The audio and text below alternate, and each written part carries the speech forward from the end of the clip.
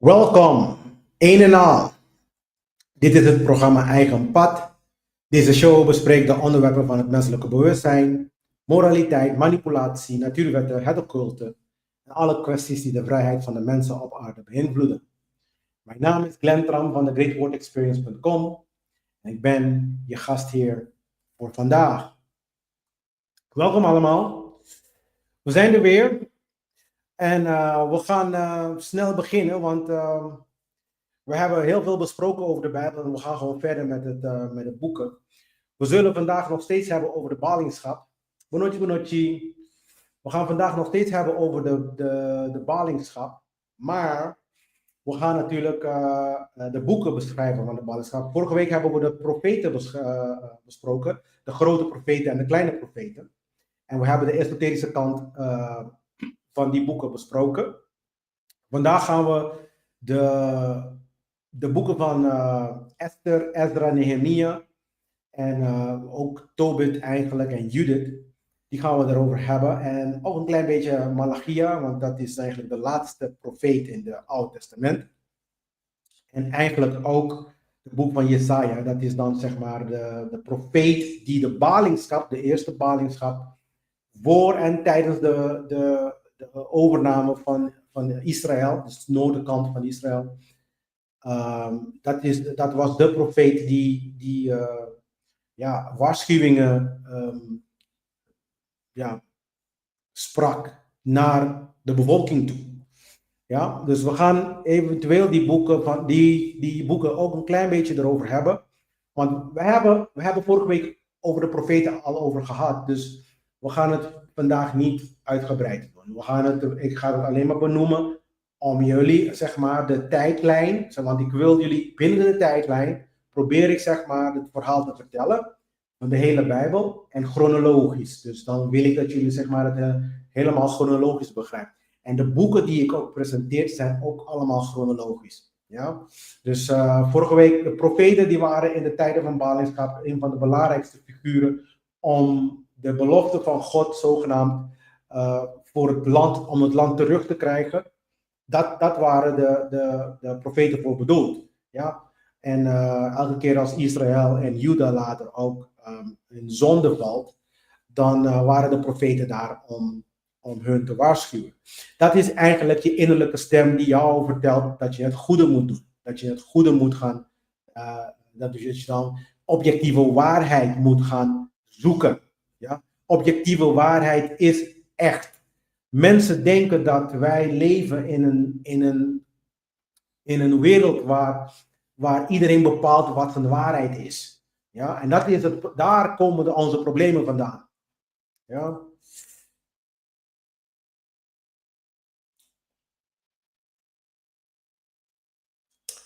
In ieder geval, mensen, voordat we verder gaan, dan wil ik ook iedereen vragen om, als je mensen kent die deze shows interessant zou kunnen vinden, of deze shows, laten we zeggen, beter van kan worden, of meer kan weten die meer willen weten van de Bijbel, ja, alsjeblieft gewoon deel dit gewoon met zoveel mogelijke mensen dat je dan kan maar delen, ja, en jullie kunnen me ook altijd live hier vragen stellen, maar je kan me natuurlijk ook e-mails sturen met vragen. En dat antwoord ik graag. Heel veel mensen denken dat ik dat niet doe. Maar als het domme vragen zijn, dan kom ik niet eens aan natuurlijk. Maar als het iets is dat ik zeg van ja, oké, dan antwoord ik altijd. Ik ben wel van de partij dat dat doet. Maar natuurlijk, ik ben een normale persoon met normale... Ik moet werken elke dag. Ik moet voor mezelf zorgen, voor mijn familie zorgen. Dus er is meer in mijn dag dan alleen maar dit doen, zeg maar. Ja? Dus daar hou een klein beetje rekening mee, maar in het algemeen, dat wordt wel... En dan niet alleen maar delen, maar ook volg Pika Pika trouwens, want hier op de platform krijg je mij het meest met live show sowieso. Als je mijn oude shows wil zien, dan moet je dan eventjes naar de GreatWordExperience.com gaan en dan krijg je dan al mijn shows, van ook mijn oude shows. Oké? Laten we starten, mensen. Want het wordt een hele leuke dag vandaag. Laten we de sheet erbij pakken. Ja. Als ik je al eerder heb gezegd, bloed van Jezus. Dat is dan zeg maar de titel. Ja, bloed is heel belangrijk. Maar in principe gaan we het occulte kant van de Bijbel gaan we bekijken. Goed, mijn werk is te vinden op thegreatwordexperience.com. Daar krijg je eigenlijk is een hub voor al mijn materiaal. Kan je daar lekker alles downloaden gratis. Ook deze show.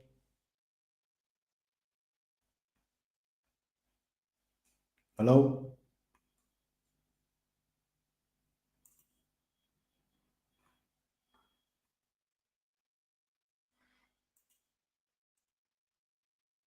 Hallo Dot.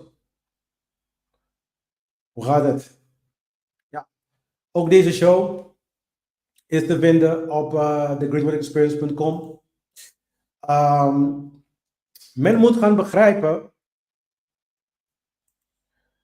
gaan begrijpen dat anarchie de oplossing is. En anarchie is afgeleid van het Grieks woord anarchos. Daar is waar mijn boek over gaat, over anarchie. En het betekent zonder heerser of meester, niet zonder regels. Ja? Ik heb, dankjewel even. Ik heb de afgelopen tijd heb ik getracht uit te leggen wat anarchie is en dat de oplossing is, want heel veel mensen komen ook en zeggen tegen mij dat ik niet over oplossingen heb. Nou, anarchie is de oplossing, gecombineerd met natuurwetten. En als je dat nog steeds niet begrijpt, is omdat jij de wetten van de natuur, de universum, die dan zeg maar de universum regeren, niet begrijpt. Ja, dag. Goedenavond Anna, goedenavond Max. Ja, dan begrijp je het niet. Als jij niet in kan zien dat anarchie de oplossing is omdat je nog steeds, je bewustzijn is nog niet groot genoeg om te begrijpen dat er een aantal wetten zijn die het gedrag van elke individu met de capaciteit om voor het begrijpen van wat een goed gedrag is en een kwaad gedrag, dus dieren vallen niet erin, met die capaciteit zeg maar regeert. Die wetten regeren die mensen die dat kunnen begrijpen. En als je dat begrijpt, dan begrijp je waarom anarchie zeg maar de oplossing is. De enige oplossing is niks anders. Ja? Op het moment, en heel veel mensen begrijpen dit niet, op het moment dat jij gelooft, want het is een geloofssysteem, als je gelooft in autoritaire structuren, ja, dus dat betekent dat jij gewoon een dynamiek hebt van iemand die jou vertelt wat je moet doen, wanneer je het moet doen, en jij bent degene die het allemaal uitvoert zonder, zeg maar, kan je zelf zeggen, over na te denken, gewoon geloven. Ja, als je die dynamiek hebt, per definitie, ik bedoel, dat is de definitie, we hebben een naam voor dat. Als jij gewoon luistert naar iemand, zonder na te denken, als je gewoon luistert naar iemand omdat die zegt dat hij autoriteit heeft over jou, ja, per definitie, we hebben een naam hiervoor. De naam is slavernij. Ja, omdat jij gewoon, en dan, mensen kunnen zeggen wat ze willen, maar dat is de definitie van slavernij. Dat een ander autoriteit heeft over jou en jij mag niet bepalen over jouw eigen doen en laten. En dan laat me het even anders zeggen. Ga maar gewoon niet doen wat de regering zegt. Ja? En dan ga je zien wat gaat gebeuren. Dan ga je dan zeg maar zogenaamd hun wet overtreden. De natuurwetten hebben niks te maken met Darwinisme. Die hebben ook niks te maken met de wetten van de regering. En die hebben ook niks te maken met de Bijbel ook trouwens. Ja? Dus de natuurwetten zijn gewoon inherent in de natuur. En ze werken en ze doen hun werk ongeacht als jij het begrijpt, ja of nee. Geef je een voorbeeld. Als je naar de brug gaat en je hebt een baby. En je gooit de baby van de brug. De natuurwet discrimineert niet. Wat gaat gebeuren met de baby? De baby gaat vallen en die gaat dood. Ja? Dus dan moet je dan goed oppassen. Niet omdat je het niet begrijpt, betekent dat het niet daar is. En betekent dat hij niks doet. Jij begrijpt het niet, dus jouw taak is om het te gaan begrijpen. En punt. Maar goed, Dan begrijp je dan waarom ik dit boek heb geschreven. Want mensen komen en dan zeggen continu van, maar hoe moet ik het voorstellen dan? Maar hoe moet ik het voorstellen dan? Nou, het boek geeft die antwoord. Ja? Hoe je het moet voorstellen en waar we onze gedachten moeten allemaal gaan richten. Oké, dus het is een unieke, non-fictieve een boek die duikt in alle wijsheden met de oplossingen te bieden voor de complexiteit van de hedendaagse samenleving. Dus daar gaat het boek over. Dus als ik jullie was, zou ik een kopie daar. Ik heb er net de tweede editie uitgebracht. Ik heb een aantal bestellingen al gehad. Je kan je op Amazon vinden, je kan het op bol.com vinden. Je moet gewoon Anarchos intypen. Er is bijna geen enkele boek die Anarchos heet. Dus dan kan je dan bijna zeker dat je dat mijn boek is. Maar in ieder geval moet je die leeuw. Als je die leeuw ziet, dan weet je dat het de juiste is. Oké. Voordat we verder gaan, niet vergeten mensen, dit is een cumulatieve kennis. Dus dat betekent dat je vorige kennis moet hebben. Oh, dankjewel. Dit is de Nederlandse versie. Dankjewel, Eva. Niet vergeten dat je dan dit is voor cumulatief, zeg maar. Dus dan moet je dan eerdere kennis hebben om dit te bekijken. Dus ik zou iedereen aanraden om mijn oudere podcast ook te bekijken, zodat je dan, zeg maar, wat ik nu hier bespreek zinnig is. Ik probeer wel elke podcast een beetje te isoleren, een beetje op zichzelf staande podcast te maken. Maar soms is het heel moeilijk, omdat je dan te veel te zeggen heeft. Daarom duurt het ook soms zo lang, omdat je dan heel veel dingen moet gaan herhalen. Ja? Niet vergeten mensen, je kan je aanmelden voor de masterclass. Stuur maar gewoon een e-mail, info@thegreatwordexperience.com. Ja? En we hebben nog een aantal plekken voor mensen die, voor beursalen, laat ik het even zo zeggen. Maar dit is eigenlijk bedoeld voor mensen die mijn werk ondersteunen, op elke vorm dan ook in principe. En meeste heb ik mensen die €33 per maand. Als je meer dan 2 jaar, dan kan je daarin rollen, laat ik het even zo zeggen. En of geef je gewoon een symbolisch bedrag van €777. Klinkt veel, maar je kan gewoon mij een bericht sturen als je echt deel wil zijn van dit unieke mogelijkheid. Ik bied normaal gesproken niet zoveel tijd hiervoor, want ik wil gewoon doorgaan, maar ik wil jullie wel op attenderen. Dit zijn, je kan zeggen, wetenschappelijk bewezen methodieken gekoppeld met esoterie. Dus ik huw eigenlijk de wetenschap met het mystieke. Dat geeft hem ook een bepaalde jus, een bepaalde sausje. Ja? Dus dat is vrijwel. Wat ik ook doe, is ik combineer 3, je kan zeggen,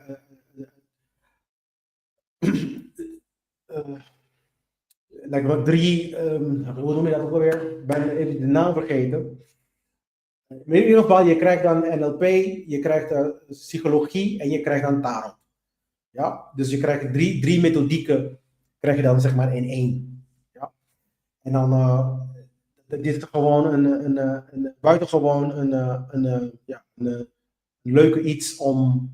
En ik heb heel veel tijd ingestoken voor jullie. Dus zoals ook de video's en mijn presentaties. Als je kan zien, ik neem een beetje tijd om de presentatie een beetje leuk te maken voor iedereen.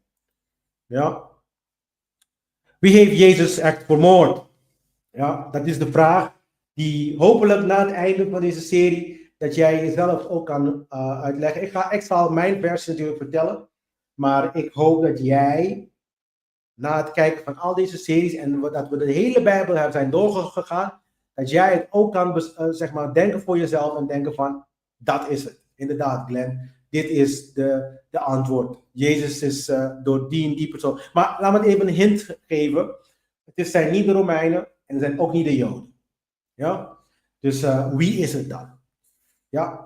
En ik heb daar een tekst erbij gezet, want ik hou ervan om elke week nog elke keer te herhalen. De Bijbel is een politiek boek zelfs. Ja? Mensen die denken dat politiek en religie uit elkaar gescheiden zijn, Dat is helemaal niet waar. Ze zijn nog steeds daar. Ze zijn alleen maar niet duidelijk naar buiten toe. Dus mensen kunnen dat niet zien zomaar in de hedendaagse leven. Maar het is wel actief. Het hele concept van religie zelf is een religie. Het hele concept van politiek zelf is een religie. Oké? Want je moet maar geloven in autoriteit. Je gelooft dat hun het beste voor je hebben. Ja? En de manier hoe onze voorouders het deden, was op basis van gnostics. Daar komen de gnostics ideeën, de christelijke gnostics. De versie van christendom die we nu hebben, is totaal gecorrumpeerd, totaal verbasterd. Het is niet wat het moest zijn. Ja? De gnostics die hadden de originele essentie van de transformatiemethode van de boodschap die in de Bijbel zit. Van de Christusfiguur. Ja? Die hadden de gnostics. Dus, en die hebben ze allemaal vermoord. Allemaal vermoord. En vervolgens ook al die boeken verbrand. En nu, de boeken die over zijn, die zijn in de Vaticaan. En in ieder geval hebben we vorige keren ook erover gehad.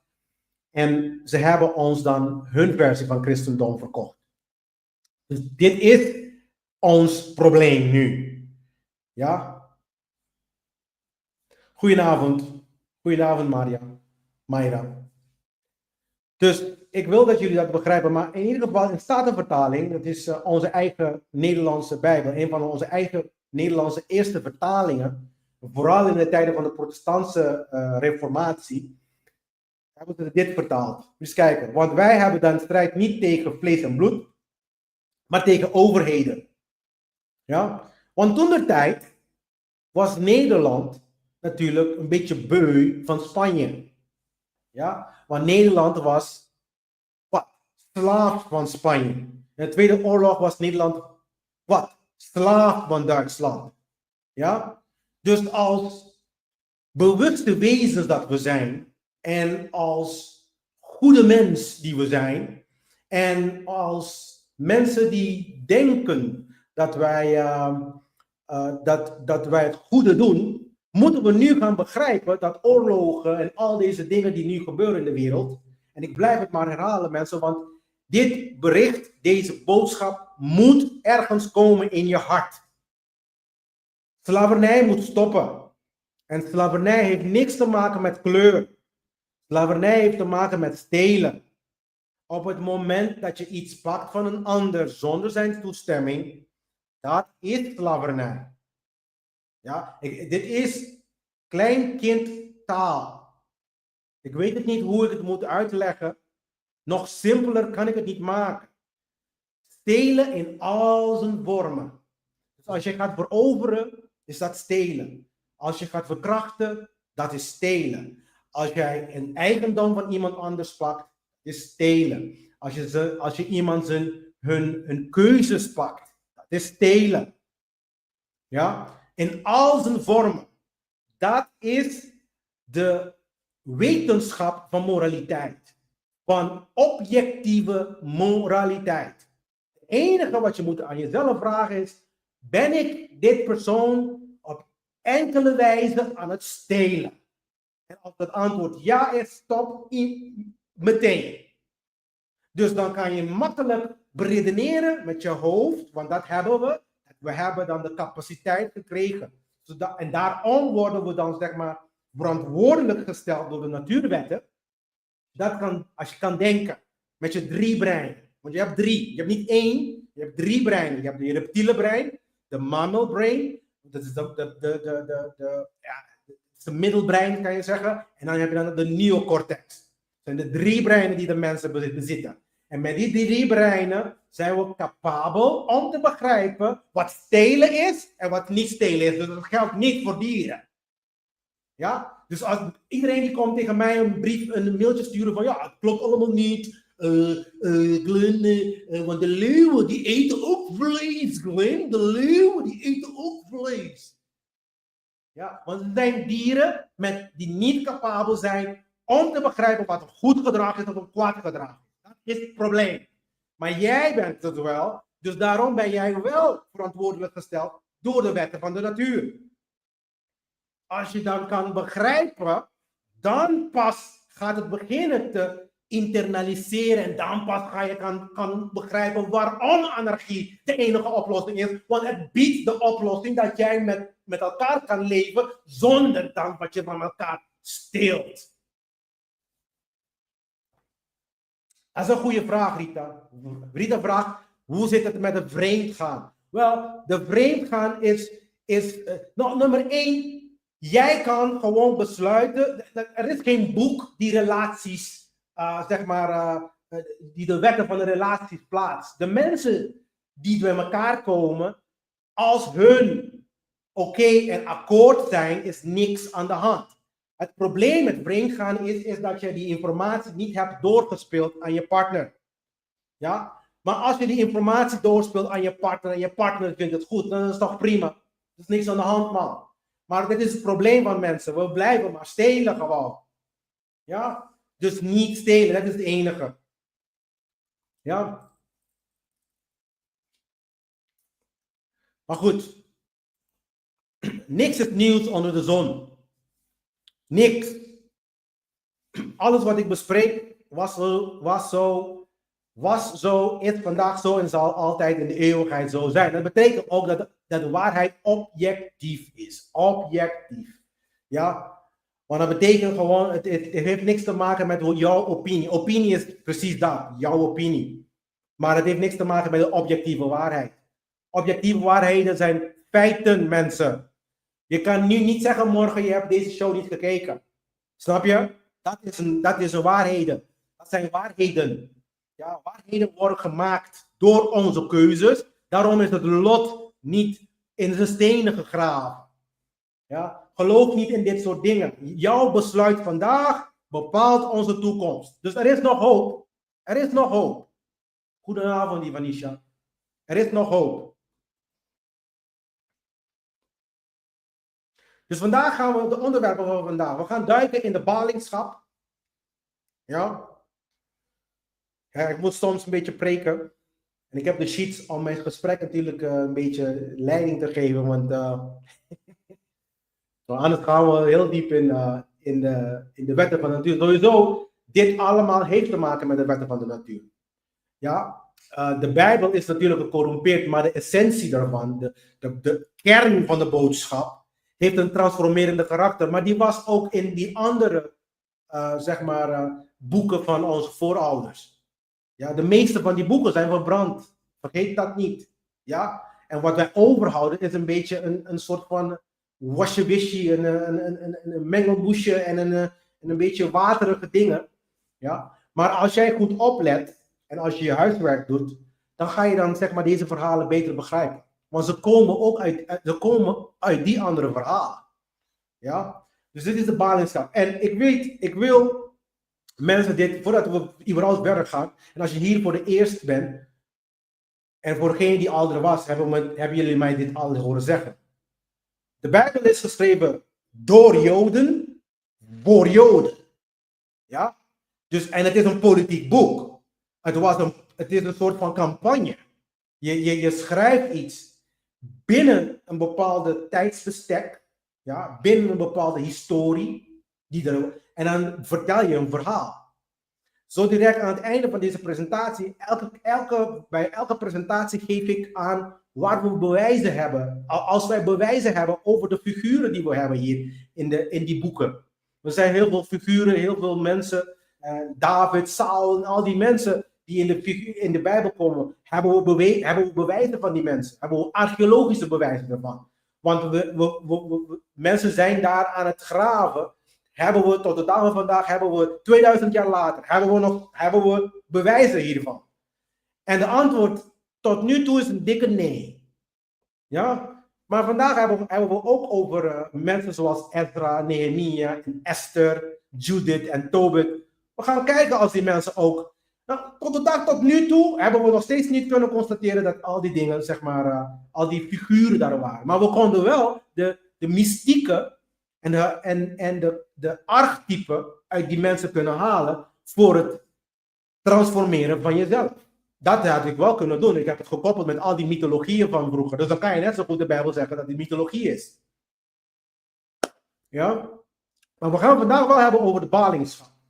De terugkeer en de tweede tempelperiode. Dat is eigenlijk een beetje, hebben we een klein beetje erover gehad vorige week. Vorige week hebben we over de profeten gehad, die in deze periode eigenlijk gaande was. De grote profeten en de kleine profeten. Ja? Dus vandaag gaan we hebben over de boeken die in principe de historie vertelt over die periode. Of wat we tot nu toe in de Bijbel hebben als historie daarvan. Ja? Laten we even kijken.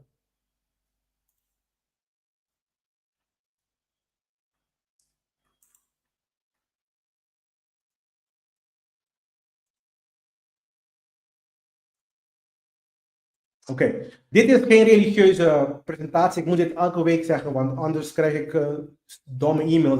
Dan weet je dat die mensen niet mijn andere podcasts hebben gezien. Dus dan komen ze met deze dingen. Maar dit is geen religieuze presentatie die probeert iemand te bekeren tot een bepaald soort religieus geloof of overtuiging. Dit is geen poging om moderne christelijke secten of denominaties te demoniseren ten gunste van een ander. Dit is geen presentatie van atheïsme die probeert om een hogere macht dan de mens te ontkennen. Dit is geen presentatie van agnosticisme, waarin beweerd wordt dat men niets weet over het al dan niet bestaan van een bovennatuurlijke wezen. Laten we even eerlijk zijn, je hebt de wereld niet gemaakt. Ja? Maakt niet uit welke rol, hoe je het keert omdraait. Zelfs, ik zeg altijd, zelfs de theorie van de Big Bang. Wie heeft dan, zeg maar, het begint bij de soep van al die protonen en de neutronen, weet ik veel allemaal. Nou, wie heeft dat allemaal gemaakt? Het moet toch ergens vandaan komen. Dus laten we onszelf openstellen om te leren en te begrijpen. Want de waarheid, en vooral universele waarheden, zijn daar zodat wij daar naartoe gaan. We moeten daar, maar we doen ons huiswerk niet. De meeste mensen doen ons huiswerk. Daarom zijn we nog steeds waar we zijn. Want de meeste mensen doen hun huiswerk niet. Ja? Ze begrijpen niet hoe de universele wetten werken. Omdat je je huiswerk niet hebt gedaan. Dus je bewustzijn is niet breed genoeg om te begrijpen dat vrijheid is de oplossing. Absolute vrijheid. Niet houtgebakken vrijheid, een klein beetje vrijheid. Niet te veel, maar we moeten nog steeds kunnen controleren als een poppetje. Ja? Nee, niet dat. Ja? En dat hebben de westerse wereld heel veel problemen mee. Ja? En dan moet iemand helemaal uit Curaçao komen. Ja? Uit de ghetto. En je moet je schamen eigenlijk. Helemaal fucking uit de ghetto. Ja? Ik begrijp wel wat moraliteit is. En al die rijke kakkers die zich allemaal in Nederland zitten en in Amerika en al die westerse landen die zogenaamd geweldig zijn, die kunnen dit nog steeds niet begrijpen. En het is gewoon het meest basis van allemaal. En dan wil je mij vertellen dat jij jouw koninkrijkje overal wil gaan vestigen. Want dat is de bedoeling van een koninkrijk, dat heb ik vorige week ook gezegd, van de Romeinen. En we zijn nog steeds de Romeinse tijdperk. Alle koninkrijken die je hier ziet in de westerse wereld, is een afbrokkeling en een residu van de Romeinse koninkrijk. En er is een punt erachter. Dus we zitten nog steeds in Rome. Ja? En je wil, zeg maar, plekken gaan en veroveren. En je wil jouw immorele daden en jouw immorele bullshit overbrengen naar de plek waar je hebt veroverd. Je weet niet eens wat de fuck moraliteit is. Maar je wil Curaçao wel vertellen wat de fuck die moet doen. En het zegt absoluut niet dat Curaçaoënaars morele mensen zijn.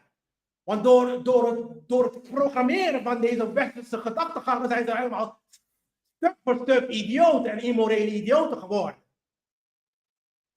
Maar je gaat mij niet vertellen dat die mensen beter weten dan ik bijvoorbeeld. En dan kom je met ja, je moet dit doen, het is goed voor je. Ga me een prikje geven, Glenn, en dan doe je dit. Het is allemaal goed. We zijn goed sociaal met elkaar bezig. Nee. Sinds wanneer? Sinds wanneer geeft al deze mensen, instituten, überhaupt om hier? En dan ga je allemaal je hele leven omzetten en formuleren in dit soort idioterieën. Daarom zitten we in die pinari waar we zitten, joh. En laat me vertellen, de echte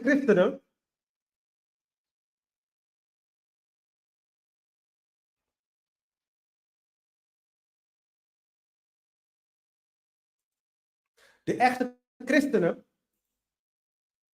die zullen dan eigenlijk niet beledigd zijn met mijn boodschap.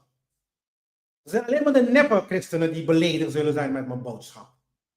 Alleen maar de neppe mensen die zullen beledigd zijn met wat ik zeg.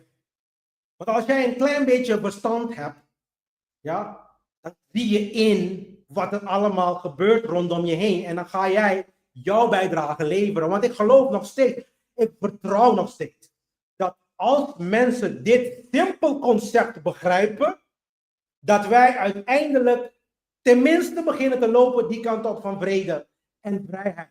Absolute vrijheid. En ik ben ook geen domme jongen die denkt van, oh, idealistisch allemaal, dat we morgen alles goed is. Nee, dat denk ik ook niet, dat begrijp ik ook wel hoor. Geld speelt voor hem een zeer grote rol.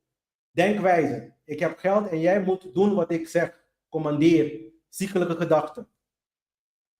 Maar dat is in principe, geld is de god van de meeste mensen op aarde zelf. Dat is het punt. En sorry dat ik het moet zeggen hoor mensen. De Joden, die zijn ook niet beter. Ja? Als jij hun eigen boeken leest, dan zit het vol met immorele daden. En als je de boeken van de islamieten leest, zit het vol met immorele daden. Ik ben niet bang voor geen enkele moslim. Ik ben niet bang voor geen enkele christen. Want moraliteit en waarheid heeft maar één fucking stem. Dus jij gaat me niet vertellen en dwingen jouw religie te nemen tot welk doel? Om diezelfde Allah te aanbidden als de Elohim en de Yahweh van de Joden? Welk doel heeft dat? Om gehoorzaam te zijn zonder na te denken? Mensen, je moet niet meer dit soort dingen pikken. Ons leven hangt ervan af. Ons leven van onze kinderen hangt ervan af. Als je wil in vrijheid leven, als je wil dat je kinderen een toekomst heeft, deze dingen moeten stoppen. En je kan geloven wat de fuck je wil. Maar je gaat het niet weg, je gaat andermans, zeg maar, vrijheid niet wegpakken omdat jij het besluit. Waar heb je die autoriteit gekregen überhaupt? Waarom gaan we andere mensen nog steeds, waarom hebben we nog steeds problemen in het Midden-Oosten?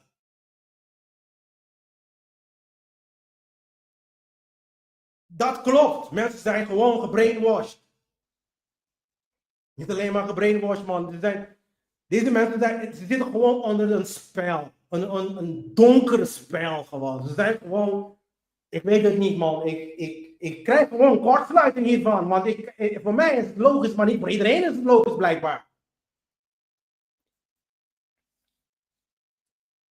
Laten we even de tijdlijn nog een keer bekijken van de Joden.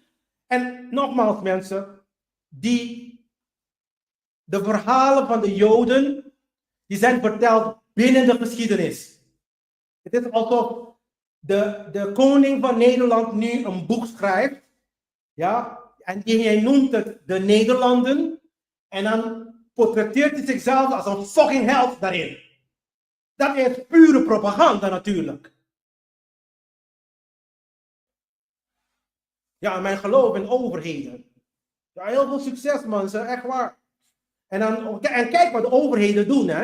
En dan gaan ze maar altijd zeggen, ja, maar we doen ons best. Nou, je doet je best niet genoeg. Je sukt, je zuigt. Dus je moet gewoon eruit. Als je het niet kan doen zoals het moet, dan moet je niet bestaan.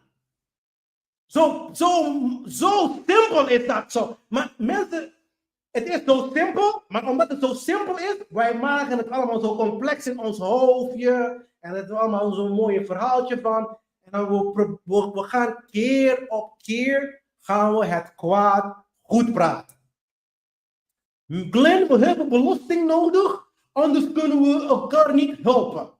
Onzin, we kunnen elkaar altijd, ik help iedereen altijd. En ik heb geen één geld, geen één dubbeltje van de belasting. Ik neem hun geld niet. Want het is een gestolen geld. Ik ben geen medeplichtenaar van deze idioten. Van deze criminelen. Want ze zijn criminelen. Ze willen altijd naar boven komen als een fucking held. Ze stelen van je. En je laat ze toe. Maar de tijdlijn is namelijk dit. We beginnen met de schepping, hebben we het erover gehad. En die boeken hebben we besproken. De schepping tot de aartsvaders. Dan hebben we de tijdperk van de aartsvaders, sorry. En dan hebben we de tijdperk van Exodus. Het groene bolletje daar. Dan hebben we de tijdperk van de Verenigde Koninkrijk. Ja, dus na Exodus hebben ze dan zeg maar de plek waar ze Israël noemen. Heette vroeger Knaan. Daar hebben ze veroverd. Stelen dus. Nou, het is niet zo moeilijk hoor mensen. Als je begrijpt wat objectieve moraliteit is. Als je deze boeken leest, dan kan je alle immorele daden gewoon eruit halen. Dus een kind kan de was doen. Ja, dus het is stelen. Dat Nederland, ik ga het als een klein kind uitleggen. Dat Nederland al die eilanden hebben, is stelen. Dat Engeland al die eilanden hebben, is stelen. Snap je dat? Maar nu gaat kortsluiting komen. Maar hoe gaan we het doen zonder? En nou jij. Er is niemand geweest die jou gewoon in je fucking smoel heeft verteld hoe het werkt.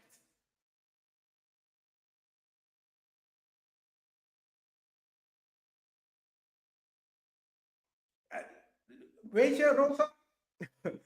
Wat jij zegt daar, daarom praat ik. Daarom praat ik. Want anders komt het. En dan weet je wat het ergste van het verhaal is? Ze willen liever dat hun ego is zo groot. Ze willen liever dit dan gewoon veranderen. Ze willen liever gewoon dood. Liever doodgaan dan echt mijn gedrag aanpassen. Want er is hoop. En er is vergeving. Maar hoe kan ik jou vergeven? Je steelt mijn televisie. Je zet hem in je fucking huis. Je komt naar me toe en je zegt sorry, maar je geeft me mijn fucking televisie niet terug. Ben je dan veranderd? Heb je het begrepen? Dus bij deze, al die sorry die ze hebben gezegd van de slavernij, de periode en zo dingen. Het heeft geen hooguit is de kant naar de goede richting in de zin van, oh, we hebben tenminste begrepen dat dat niet goed is. Maar volgens mij hebben we nog steeds niet begrepen wat slavernij echt is. Want het heeft niks te maken met kleur. Nederlanders zijn slaven in Nederland. Er is niemand die hen dit vertellen. En dan lopen ze rond alsof ze de gelukkigste mensen zijn van de wereld. Zit zelf in een fucking boeken en magazines. Nederland is een van de gelukkigste. Nou, ik zie het niet hoor. Als de weer een beetje fucked up is, dan gaat iedereen met zijn zagrijnige smoel rondlopen. Dus hoe zo gelukkig? Mensen hebben stress op dit fucking land, man. Maar goed, in ieder geval, die Verenigde Koninkrijk, dus dat betekent, ze hebben het land gestolen. En ze hebben een koninkrijkje van gemaakt met Salomon en David, al die dingen hebben we over gehad. En dan is de koninkrijk verdeeld. Dat alles natuurlijk, ja, ze waren gewoon immoreel. Het land is verdeeld. Dan heb je natuurlijk de verdeelde koninkrijk. De verdeelde koninkrijk. En we hebben vorige week gehad over de ballingschap. En vandaag gaan we ook hebben over de ballingschap. Maar we gaan zeg maar de terugkeer ook erbij koppelen. Ja, willen zijn bang om hun comfort op te geven. Materiële dingen, veiligheid. Dat is een goed punt, ja. Mensen zijn heel erg... ze voelen zich lekker in een comfortzone. Maar wanneer deze regeringen hun spullen gaan wegpakken, want ze gaan het doen hoor. Daar is al die CBDC en al deze dingen voor bedoeld.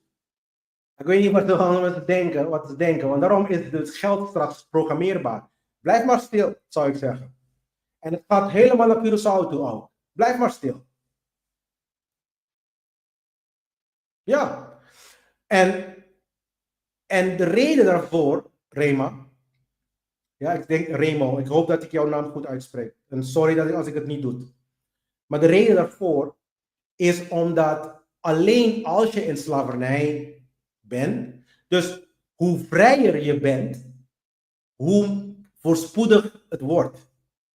Hoe meer regels komen, je gaat zien dat het eigenlijk steeds slechter wordt.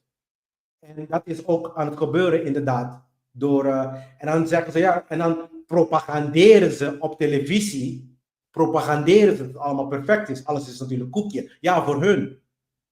Hun hebben het lekker warm in hun kasteeltje. Ja? Maar de 80, 90% van de mensheid, die moeten ploeteren. Ja? Dus het werkt niet. De wereld is niet gemaakt voor 1% van de mensheid. Waardoor de andere 99 moeten werken voor de 1%. Dat is niet voor gemaakt. Dat hebben ze van gemaakt.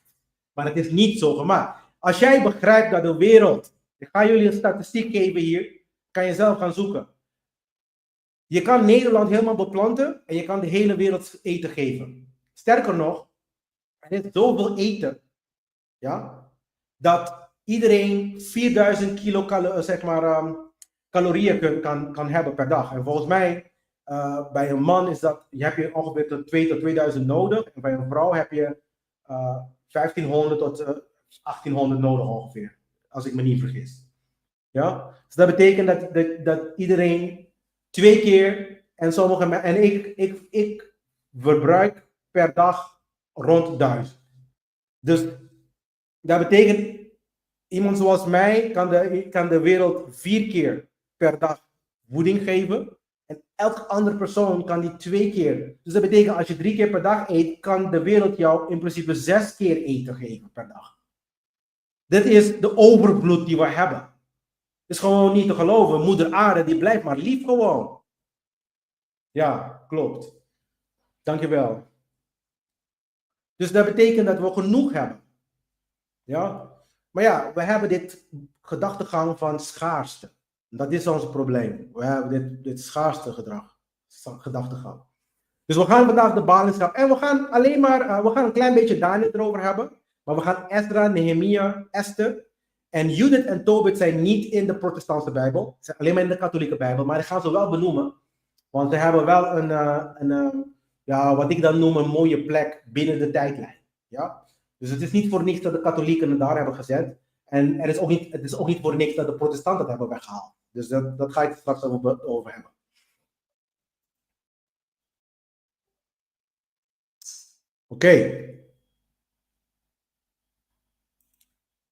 Oké, zo dit zijn de koninkrijken. Ik bespreek dit elke keer zodat je dan precies begrijpt waar we zijn. Dus we hebben eerst, de Bijbel start in Egypte. Het staat eigenlijk zelfs een beetje voor Egypte, maar rondom Egypte. Dus Egypte, dan gaan we naar Babylon. En de verhalen spelen voornamelijk in Babylon, omdat Babylon Juda uiteindelijk heeft veroverd. Want eigenlijk Israël, dat heb ik vorige keer ook niet gezegd. Want we hebben gewoon gefocust op de profeten. Maar vandaag gaan we echt hebben over de ballingschap. Juda.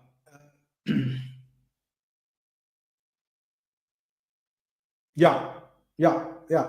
Remo zegt dat men zegt dat Afrika heel arm is, maar hun zijn de rijkste landen. Ja, Afrika heeft heel veel bronnen. Dat klopt. En het zijn genoeg bronnen voor iedereen op aarde, dus je hoeft niet te stelen. Ik denk dat gewoon als wij gewoon de bronnen goed delen. En met de technologie die we hebben, moet dat kunnen. Ja? Je registreert gewoon de bronnen per regio. Zet hem gecentraliseerd of ergens gedecentraliseerd zelf op een blockchain. En dan mensen kunnen zeg maar zoeken en mensen kunnen vinden en bestellen. Er zijn zoveel mogelijkheden met technologie tegenwoordig. We hoeven niet meer te stelen. Ja? Maar ja, hoeveel mensen weten dit boodschap? Als ik 1% zeg, dan heb ik het heel veel. Dan ben ik gul. Maar in ieder geval, de koninkrijken zijn Egypte, Babylon. Begrijp hier, bij Babylon, de Babylon is degene die naar voren komt, omdat Babylon heeft Juda overgenomen. En Juda, uit de stam van Juda komt de Jezus die we dan in het christendom aanbidden. Ja? Dus daarom is Babylon in het Oude Testament voor de Joden ook belangrijk, want uit de stam van Juda moet de Messias komen. Het verschil tussen de Jodendom en het christendom is dat de Joden de Jezus die de christenen aanbidden niet hebben geaccepteerd als de Messias. Dat is het verschil. Maar voor de rest is er geen verschil. Daarom is Babylon, die wordt naar voren gebracht, maar in principe Assyrië heeft Israël overgenomen, zeg maar, het noorden van Israël. Niet vergeten, Israël is in tweeën verdeeld. In het noordelijke koninkrijk en het zuidelijke koninkrijk. Daar heb ik over gehad toen ik sprak over de Verenigde Koninkrijk en de verdeelde koninkrijk. Ja, nu zitten we in de ballingschap. Dus dan is de koninkrijk is verdeeld. Ja, en laten we zeggen, de stam van David heeft het zuiden overgehouden. Maar het noorden, de andere 10 stammen waren daar. Ja, 1 stam is de stam van Levi. Die had geen terrein eigenlijk. Ja, die was een beetje de priesterlijke stam. En die hebben geen land geërfd. Dus die worden niet geteld bij. Want ze zijn ook als, je kan zeggen, als aanbidders van Yahweh, kan je zeggen, zijn ze gebleven in het zuiden met Juda. Dus Juda, en op een gegeven moment heeft Yahweh beloofd dat hun koninkrijk 1000 jaar meer gaat duren door zijn belofte aan David. Ja, dus die twee zijn uit elkaar. Dus het noorden is overgenomen door Assyrië. Maar in de tussentijd heeft Babylon Assyrië overgenomen. Ja, en toen dat gebeurd is, ging Babylon nu Israël, dus Juda, aanvallen en overnemen. En in die periode was Jesaja al aan het vermelden van Juda, blijf met Yahweh. Kijk wat er is gebeurd met Israël. Blijf met Yahweh, want anders gaat Yahweh jullie ook overdragen aan Babylon. Dat is dan dus gebeurd. Daarna krijg je dan zeg maar de imperium van de Meden en de Persen, waar wij ook vandaag gaan hebben. Waar zeg maar het verhaal van Esther zich speelde. Daar praten we straks een beetje erover. Ja? En waar het verhaal van de terugkeer van de tweede tempel. Ja? En dan daarna komen we in de tijdperiode van de Grieken, waar we gaan hebben over de Maccabeese opstand. En dat ga ik volgende week erover hebben. Ja, want dat is dan de Griekse onderdrukking. In elke deze punten hebben ze bewijzen, archeologische bewijzen gekregen van de historie. Dus dat betekent, er was een Egypte, er was een Babylon, er was Mede-Persie, er was Griekenland. Ze hebben steden gevonden, Nineveh, dat soort plekken. Daar gaan we ook erover hebben zo direct. Maar de figuren die in de Bijbel zitten, hebben ze niks van gekregen. Dus als ze zo belangrijk waren, dan moet je toch, al is het maar ergens geschreven, iets van deze mensen krijgen. Maar je krijgt het alleen maar in de Bijbel. En het is de enige fucking bron die je hebt. En dan moet je maar gewoon geloven. Nou, dan heb je bij mij zit je verkeerd.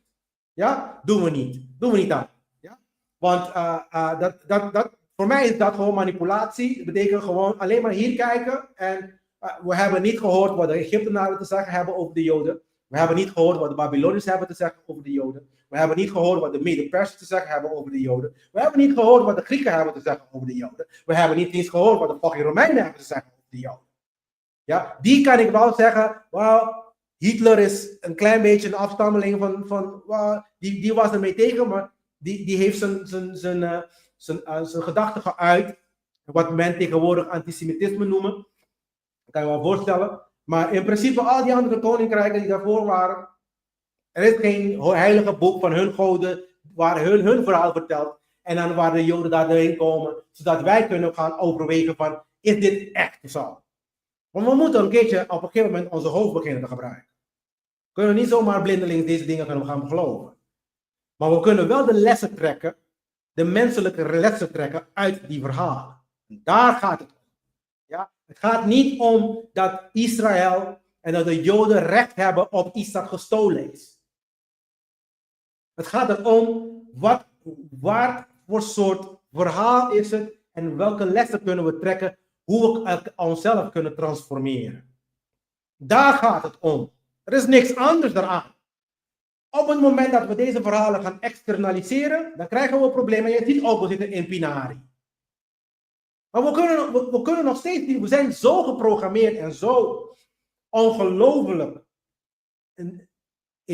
gehersenspoeld, gewoon, dat we denken dat dit echt is gebeurd, omdat het binnen de historie is verteld.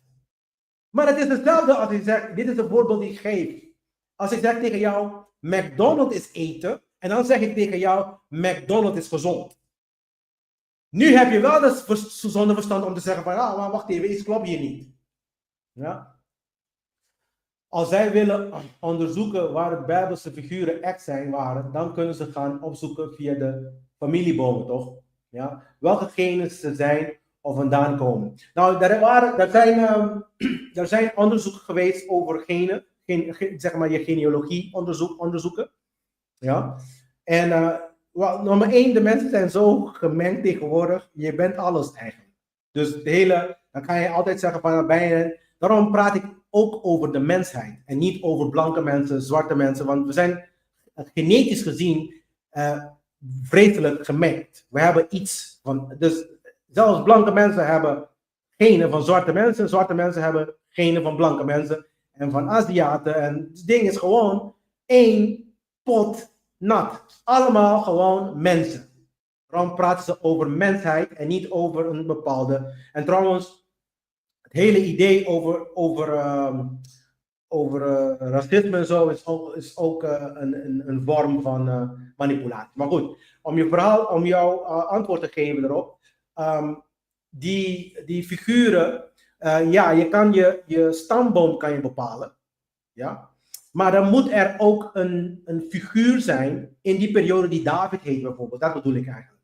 Ja? Die David heet bijvoorbeeld, die zijn genen ergens heeft achtergelaten waar jij je dan kan linken.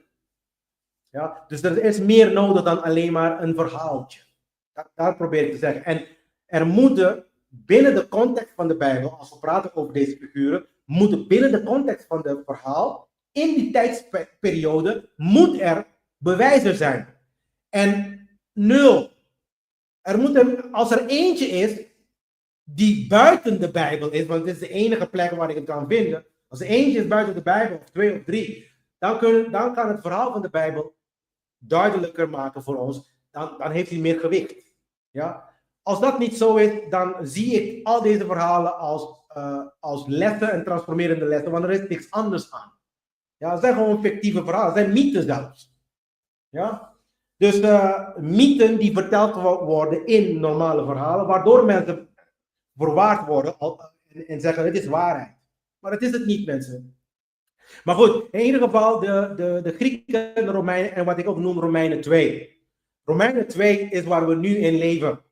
We zitten nu in Babylon en we gaan nu naar Mede-Persen. En dan de volgende week gaan we over Grieken hebben. En daarna gaan we het Nieuwe Testament bespreken, dat is dan de Romeinen. En dan hebben we het hele verhaal afgerond. Dus een beetje geduld, dan komen we allemaal daar naartoe.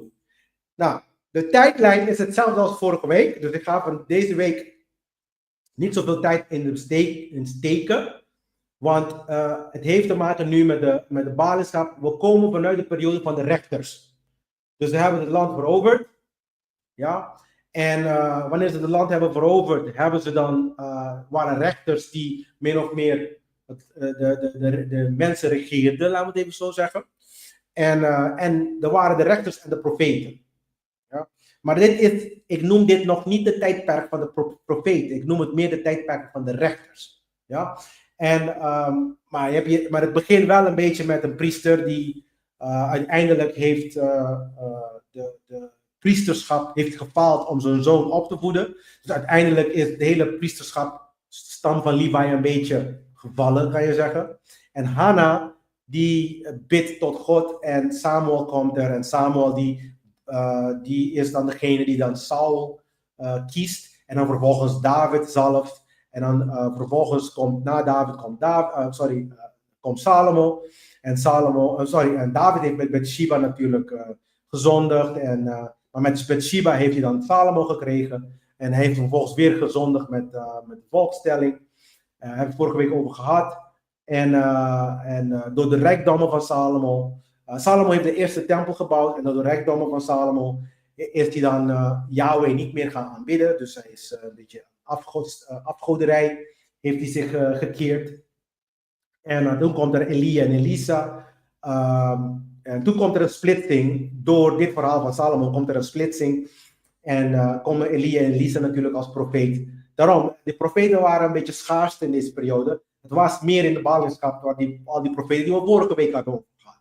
Ja? En dan hebben we natuurlijk de verschillende koningen, Noord en Zuid. Maar al die koningen die houden geen stand.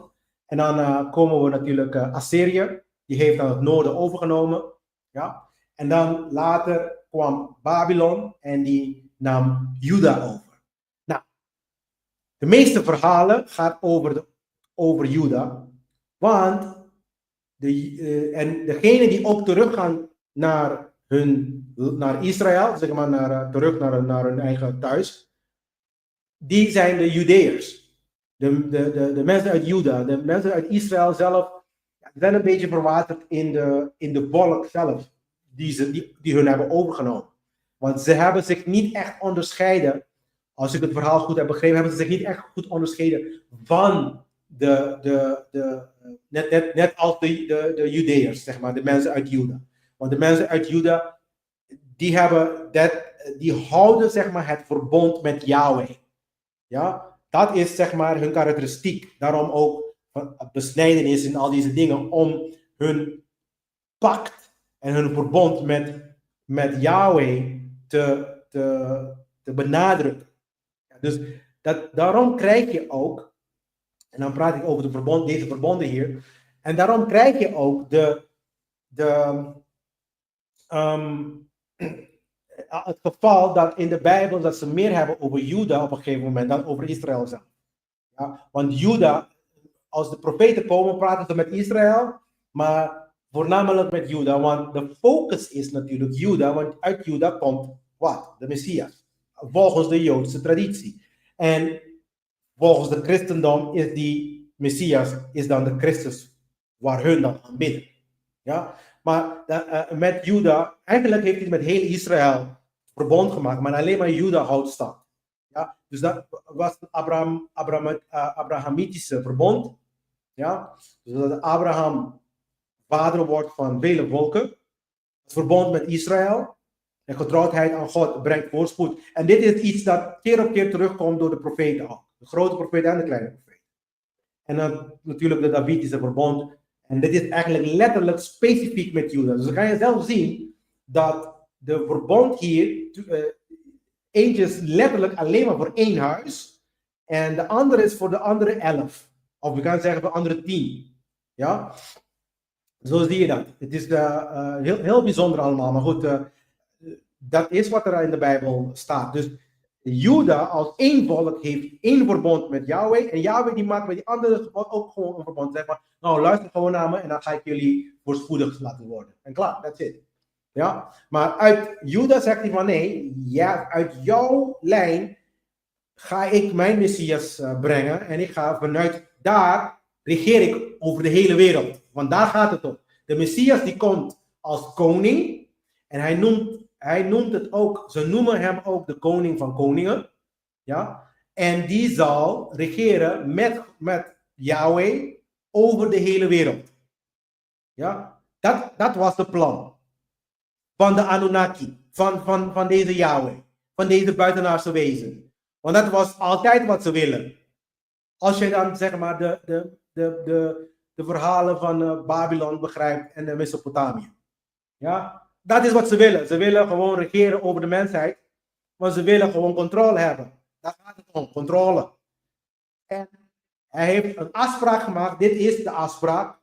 En die Joden hebben het opgeschreven voor de toekomstige generatie. Ja, maar het is niet met ons. Wij zijn degene die geregeerd zullen worden. Als we dit toestaan natuurlijk. Ja, wij zijn degene die onderdaan zullen zijn aan dit bullshit. Als we het toestaan natuurlijk. Maar zoals ik het nu zie, zijn we het aan het toestaan. Want er is oorlog in Oekraïne. Er is oorlog in Gaza. Met Israël nog steeds. Oorlog is nog steeds gaande daar hoor. Ja? En wie geeft Israël al die munities en al die dingen? De westerse wereld. Want we geloven dat hun de volk zijn van God. Ja? En wij willen deze afspraak ook hebben. Als wij hun ondersteunen. Dat is het verhaal van Ruth geweest. Ja? Dat Ruth zegt tegen Naomi. Naomi is een echte Jood. Ja? Ruth niet. Ruth is een niet-gelovige kan je zeggen. Maar Ruth zegt tegen Naomi. Ik ben jouw familie. Jouw God is nu mijn God. Waar jij gaat, ga ik. Dat doet Israël. Ja? Dus mensen, wakker worden. Stoppen met onzin. Immoraliteit moet gewoon stoppen. Klaar. Het is niet zo moeilijk. Het komt allemaal van dit soort bullshit. Dit is niet mijn afspraak. En het zou ook niet jouw afspraak moeten zijn. Zou de Bijbel ook een manier geweest kunnen zijn om het najagen van de eigen vrijheid zo te verbloemen? Het niet als rebellie tegen Yahweh of andere goden werd gezien. Manier geweest kunnen zijn om het najagen van de eigen vrijheid.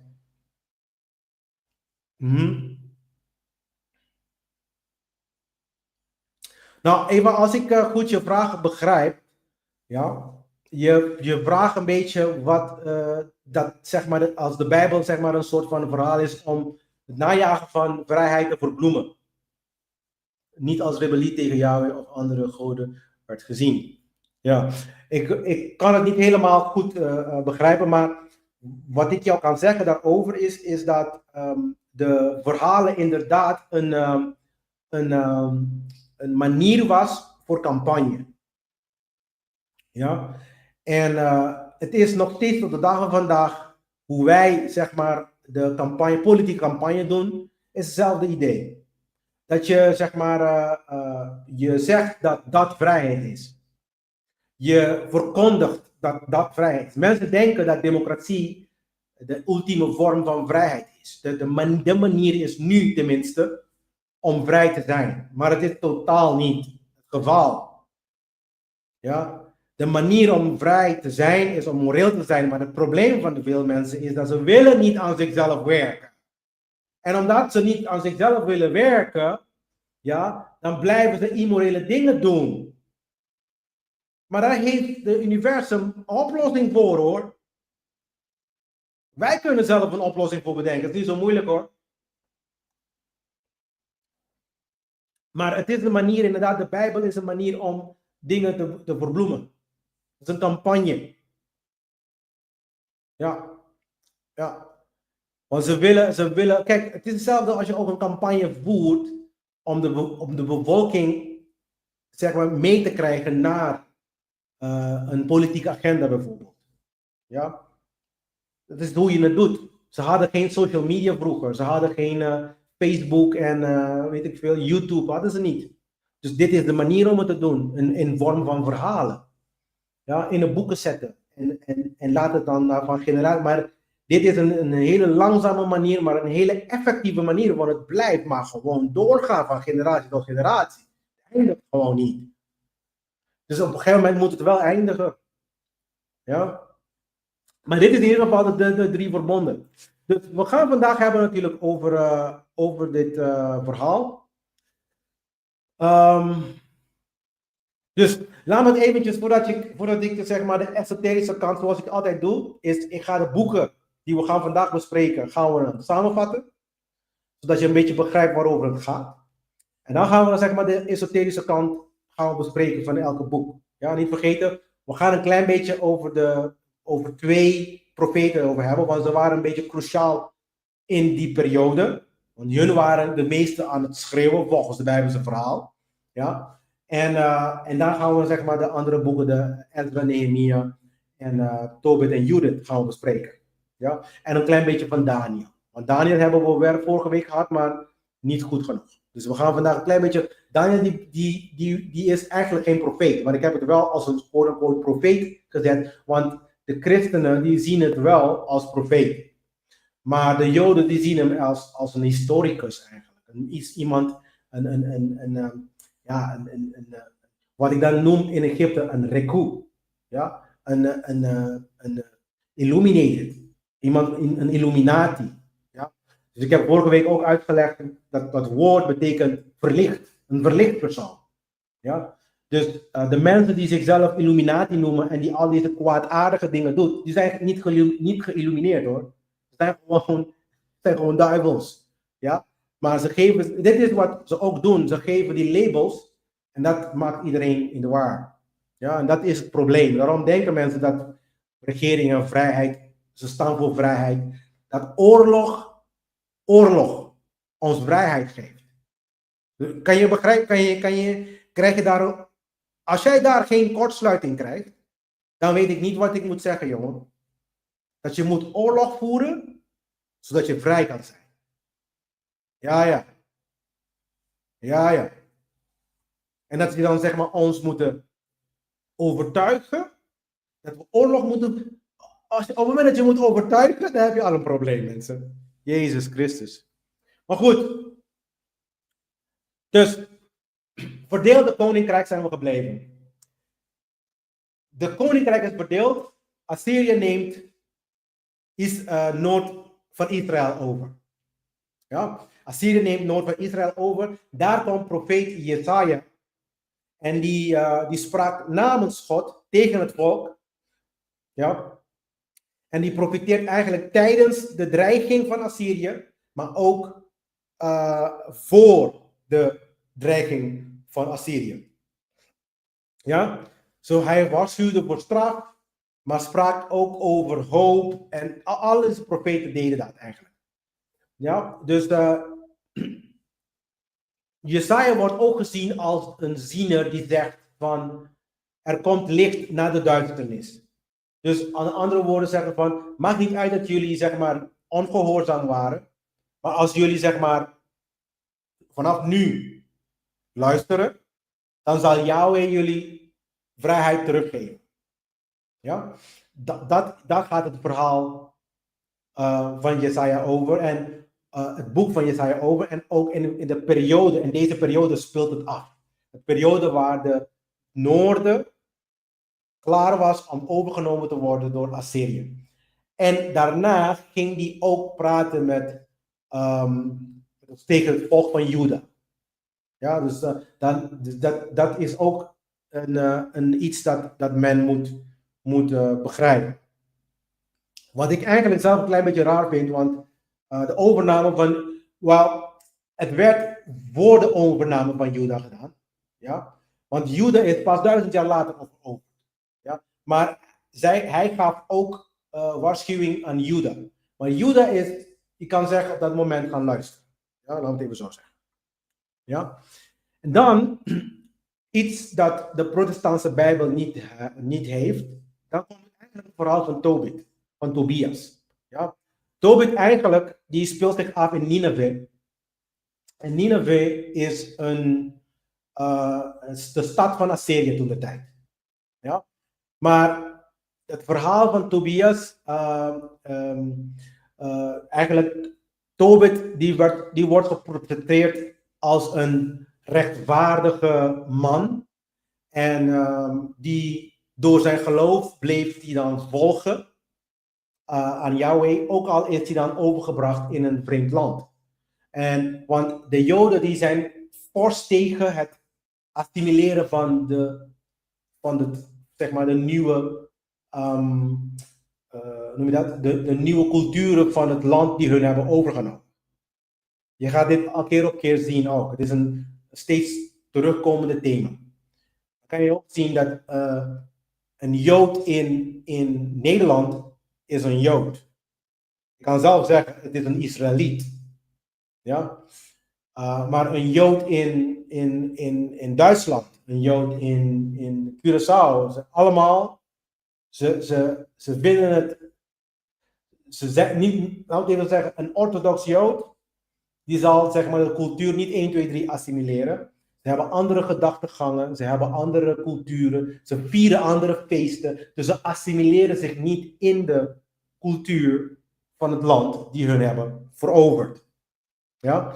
En Tobias, die is een bewijs hiervan. Daarom heb ik hem ook, wou ik hem ook bespreken, omdat nummer 1, het is in de katholieke Bijbel, en nummer 2, het geeft de gedachtegang van hun weer. In de Hebreeuwse Bijbel zelf is Tobias ook eruit gehaald. Tobia. Ja? Ja. Dus dat is een soort van overtuiging dat laat zien dat zelfs in ballingschap mensen trouw kunnen blijven aan Yahweh. Oké? Dus daar gaat het verhaal van Tobias over. Ja? En van Tobit. En dan, nadat Assyrië het noorden heeft overgenomen, Babylon heeft Assyrië overgenomen. En dan vervolgens dezelfde Babylon onder leiding van Nebukadnezar heeft dan Daniel overgenomen. Heeft dan Juda overgenomen. Wanneer Babylon Juda heeft overgenomen, wat je moet voorstellen is, de koninklijk huis zijn geleerde mensen. Dus in dit geval de koning van Babylon, die zal dan zeg maar de koninklijk huis niet zomaar uitroeien. Dan zou je denken dat ze dat zouden kunnen doen om ervoor te zorgen dat de nageslachten niet rebelleren. Maar wat ze doen is dan, ze maken hun of een vassale koning, gouverneurs, of ze komen, dus de prinsen en zo dingen, komen dan in dienst van de koning die hun hebben overgenomen. In dit geval Nebukadnezar. Dus Nebukadnezar heeft Juda overgenomen en Daniel is eigenlijk een prins.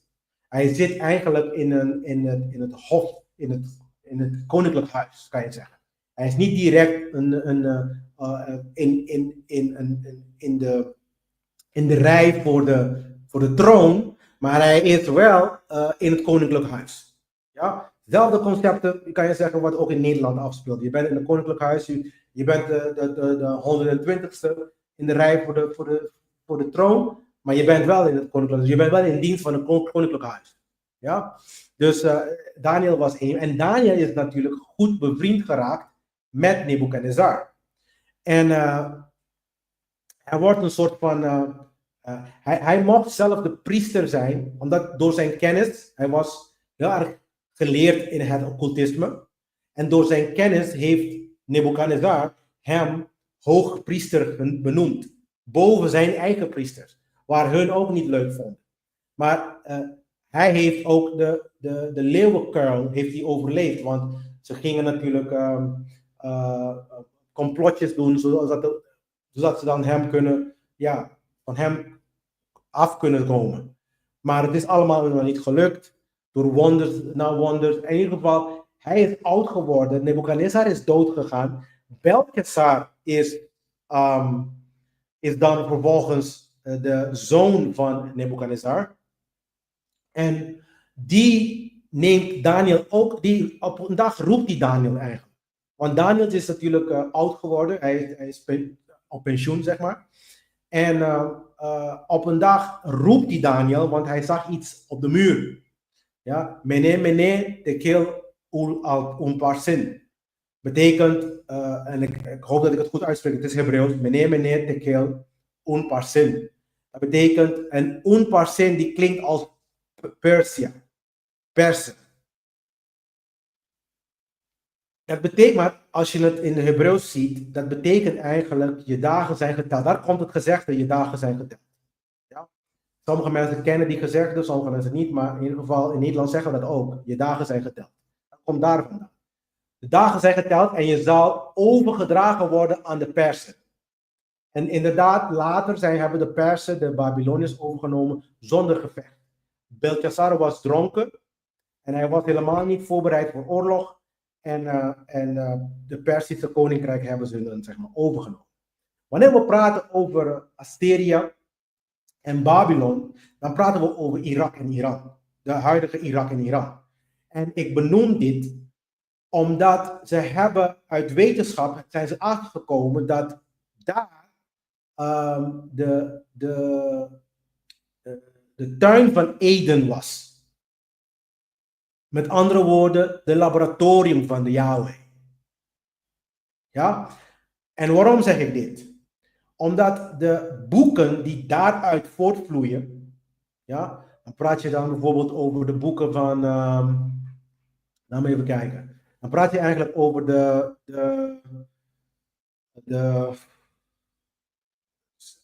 ben even vergeten, jongens. De boeken van Gilgamesh. Ja, dat zijn Sumerische teksten. De verhalen van Marduk uit Mesopotamië, van Babylon. Die verhalen, ja, die spelen zich af daar in de regio. Dus als je die boeken leest, dan begrijp je ook van een ander perspectief, van het Babylonische perspectief, wat een klein beetje aan de gaande was daar. Ja? Dus dan kan je dan, zeg maar, de verhalen hier lezen. Dan kan je dan verhalen in de boeken van Gilgamesh lezen, of in de verhalen van Marduk lezen. Dan kan je een beetje begrijpen wat er allemaal daar gaande is. Marduk is eigenlijk Yahweh. Ja? Dus dan begrijp je het ook, want het is gewoon een wezen. Het is geen creator van het universum. Ja? Maar de Babyloniërs hebben hem gewoon gedocumenteerd als zijnde een wezen. Van vlees en bloed zelfs. Ja? Dus in ieder geval, daarna, nadat het verhaal van Daniel, kan je zeggen, is afgerond, dat ze dan in de handen van Perzië zijn gekomen. Ik praat over Juda, want Israël in de tussentijd is helemaal, ja, je kan zeggen, ja, eigenlijk is het een beetje verzadigd. Het is allemaal, ze gingen mengen ook met de bevolking waar ze dan veroverd worden. Hetzelfde is van Curaçaoënaars die met Nederlanders mengen, kinderen krijgen en zo dingen. Hetzelfde idee ook. Ja? Dan komt het verhaal van Judith, het boek van Judith. Ja, we komen vanuit het boek van David, van Daniel. Nu zijn we in het boek van Judith. In het boek van Judith, en wij noemen het Judith, maar in Hebreeuws is het Jehudith. Ja? Het is een fictief verhaal, mensen. Ja, het is geen echte verhaal. Ja, Judith wordt gezien als een dappere vrouw. Ja, die redt eigenlijk de Judeërs van de onderdrukking van wat zij vermeldt als Nebukadnezar. Maar zoals jij begrijpt, Nebukadnezar, die was niet de koning van Babylon volgens de Bijbel. Die was de koning van, niet de koning van Assyrië, maar die was de koning van Babylon. Maar in het boek van Judith vertelt Judith dat Nebukadnezar de koning was van Assyrië.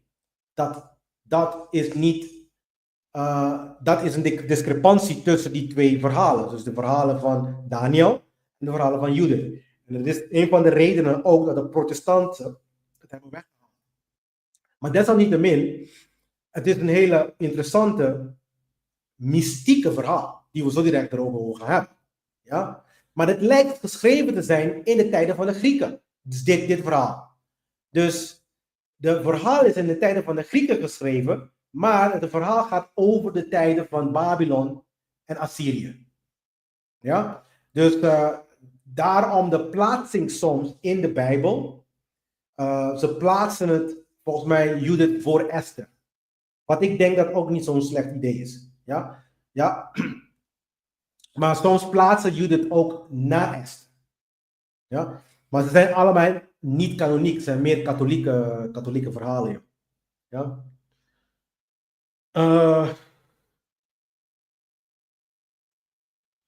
Maar in ieder geval, haar verhaal gaat over geloof, moed.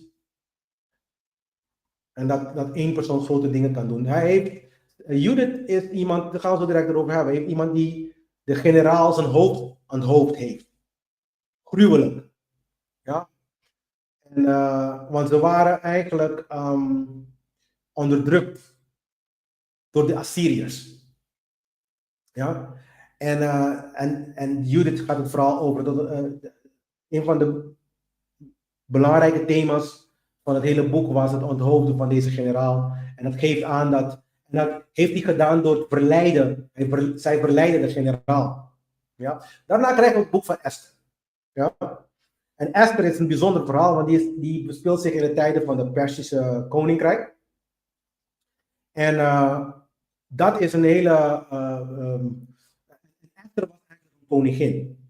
Dus maar die was een koningin, maar zij heeft haar man, dus de koning, in dit geval is het. Ik noem hem even voor het gemak Xerxes, want dat is eigenlijk de Engelse naam en ook de Latijnse naam, maar niet de Nederlandse naam. Volgens mij, de Nederlandse naam is Koresh. Ja? Maar voor het gemak noem ik hem Xerxes, want ik vind die naam ook leuker. Maar in ieder geval, Esther die was getrouwd met een. Nee, het was geen Koresh trouwens, sorry. Esther was getrouwd met Xerxes. Ja, het was Koresh, sorry. Ja, denk het. Maar goed, als ik me niet vergis, mensen. Dus, die detail moet je dan eventjes tussen aanhalingstekens zetten. Ja? Maar voor de rest probeer ik het zo concreet en zo specifiek mogelijk uit te leggen. Niet te vergeten, ik moet het allemaal een klein beetje uit mijn hoofd. Ik moet het allemaal een beetje eruit spugen. Dus het verhaal van Esther is namelijk dit. Wanneer je dan Esther leest, dan praat ze over een Mordecai. Eigenlijk Haman. Haman was een generaal van de koning. Ja? En Haman, die was een antisemitist. Ja, als je het verhaal goed begrijpt, hij was gewoon tegen de Joden. Ja, dus dat noemen we tegenwoordig een antisemitist. Ja? En hij had een complot georchestreerd om alle Joden binnen een dag te vermoorden. Want je moet begrijpen dat mensen zoals Esther, ze waren in ballingschap, ze zijn niet teruggegaan naar Israël. Ze kregen van Xerxes, van Koresh, kregen ze toestemming om terug te keren, om de tempel te herbouwen. Ja? Maar mensen zoals Esther en wat ik dan noem de Esther-groep, die bleven in Babylon, bleven ze zeg maar, in Perzië, bleven ze zeg maar gewoon leven onder de Perzische heerschappij. Ze gingen niet terug naar hun eigen land. Dus ze zijn eigenlijk diaspora in Perzië. En, maar dit Haman, die heeft de koning verteld dat de Joden niet trouw waren aan Perzië. Ja? En dat heeft dan Judith, of Esther, doen gaan naar de koning en zeggen van, wel, nummer 1, ik ben een Jood. En nummer 2, jouw generaal Haman, die is een complot aan het maken om mijn mensen te vermoorden. Want en hoe heeft hij dat getriggerd? Omdat Haman heeft Mordecai, die was dan zeg maar was een Jood, zeg maar, en die heeft hem verteld om eigenlijk te buigen voor hem. En hij wou niet buigen, Mordecai wou niet buigen, want Mordecai buigt alleen maar voor Yahweh. Ja, hij is alleen maar trouw aan Yahweh. En daardoor is Haman boos geworden en naar de koning gegaan. En dan toen heeft Esther gezegd van nou, dit is wat hij wil doen.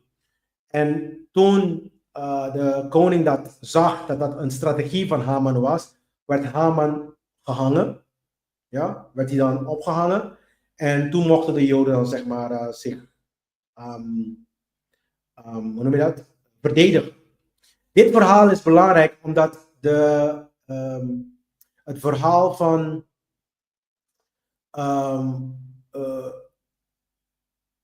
dat God achter de schermen werkt. Laat zien dat God achter de schermen werkt. Dat er zeg maar een hand is die dan zeg maar de poppetjes, kan je zeggen, beweegt. Dat is volgens de Joodse traditie. Wat ik ook erbij wil zeggen is dat wat wil ik ook nog erover zeggen over Esther? Esther is ook een van de enige boeken waar de naam van God nooit verteld werd. Het wordt niet gezegd, het woord Yahweh wordt nergens gezegd, volgens mij niet eens zelfs Adonai. Dat is aan zich heel bijzonder voor zo'n boek. Maar in ieder geval, de naam van God wordt niet genoemd in het boek van Esther. Dus wat dan mij ook het idee geeft dat God achter de schermen aan de slag gaat voor de trouwe mensen. Dus je kan het nemen ook als les voor jezelf. Dat er een hogere, deze natuurwetten, die bewegen en die zijn alles een beetje aan het orchestreren en regelen. Kan je ook zo bekijken. Ja, je kan het niet, natuurlijk kan je het niet letterlijk nemen, want je bent geen Jood. Alleen maar de Joden kunnen het quote-unquote min of meer concreet en dit aannemen überhaupt als zijnde, ja.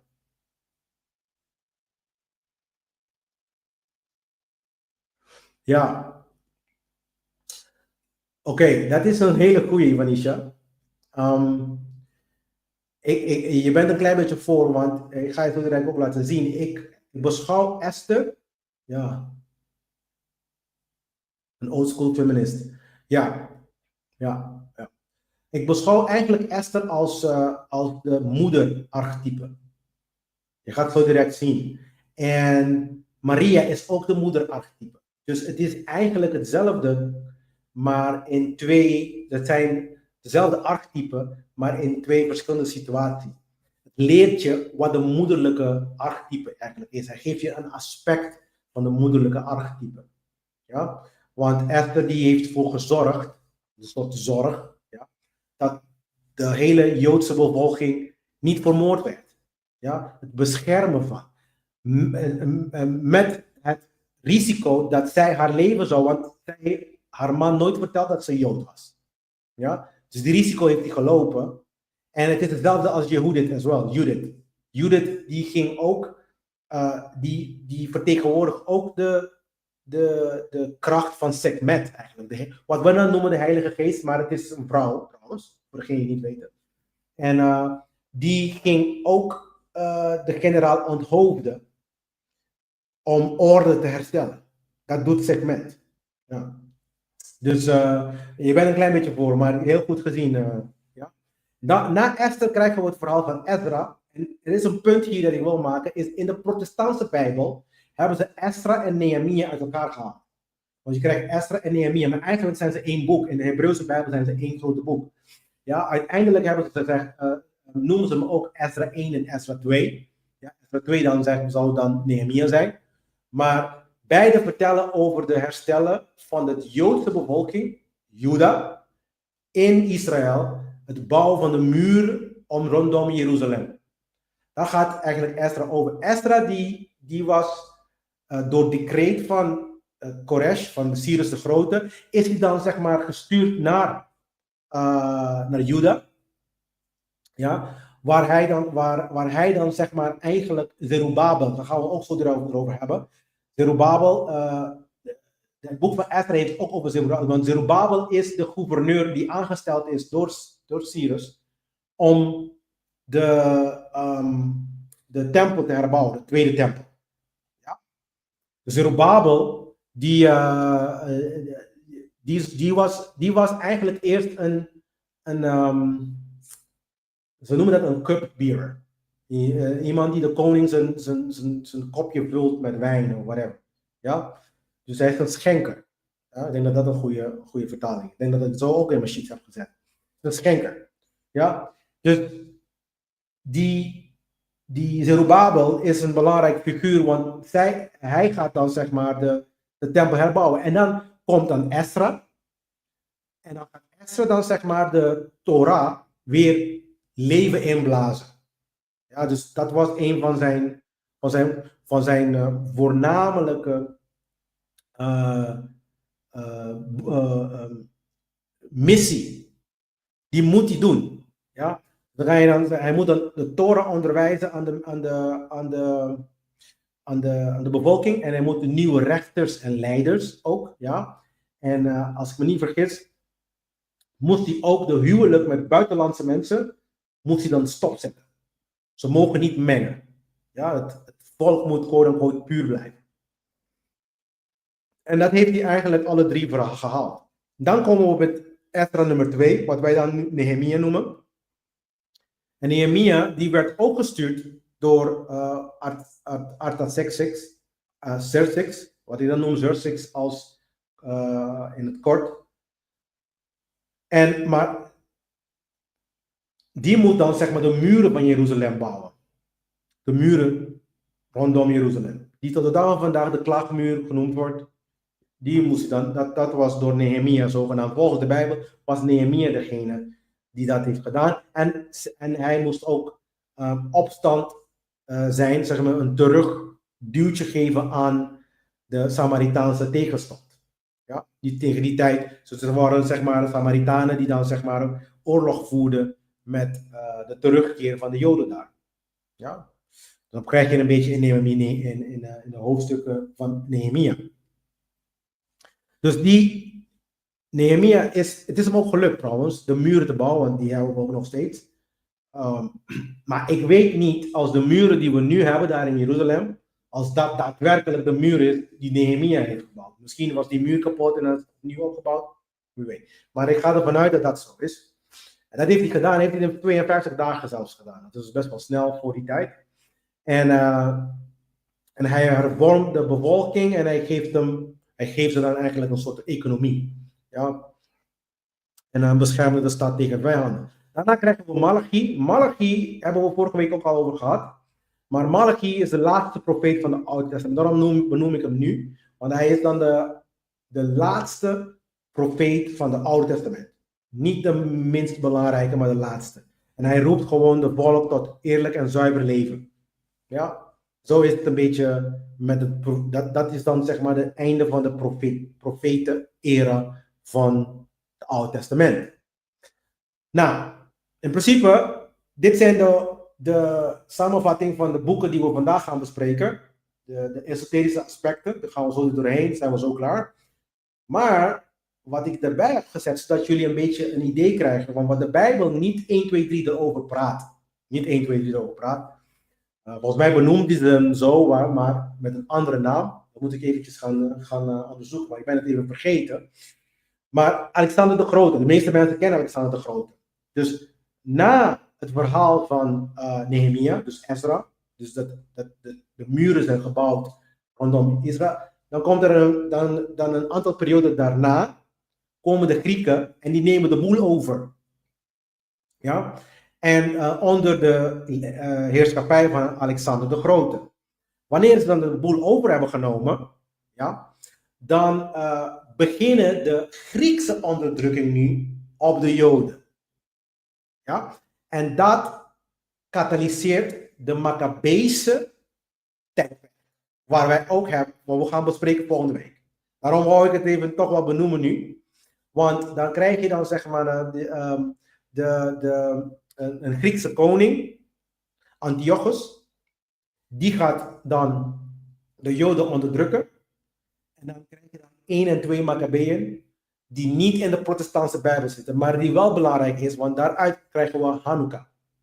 En trouwens, het verhaal van Esther, volgens mij, krijgen we ook het feest van Purim in de Joodse, de Purimfeest. Ja? Want ze vieren dat Esther, zeg maar, de Joden hebben, ja, in principe geholpen. Ja? Dit is het verhaal, mensen. Niks bijzonder aan. Als je een klein beetje, volgende week krijgen jullie dit in een tijdlijn, zoals ik het elke week doe. En dan gaan we verder. Dan gaan we verder met de 1 Maccabeus, 2 Maccabeus, et cetera. Want daar gaat het dan, zeg maar, hierna. Ja? Dus niet vergeten, Malachi was de laatste koning. Nu gaan we dan, zeg maar, praten een beetje over de archetype van Zerubbabel. Niet vergeten, Zerubbabel was gestuurd. Ja? Hij was een schenker van de koning. En die is gestuurd naar Juda om de tweede tempel te bouwen. Dus hij zie ik als een. Dus de tempel is innerlijke tempel. Elke keer als je tempel ziet, is het innerlijke. Ja?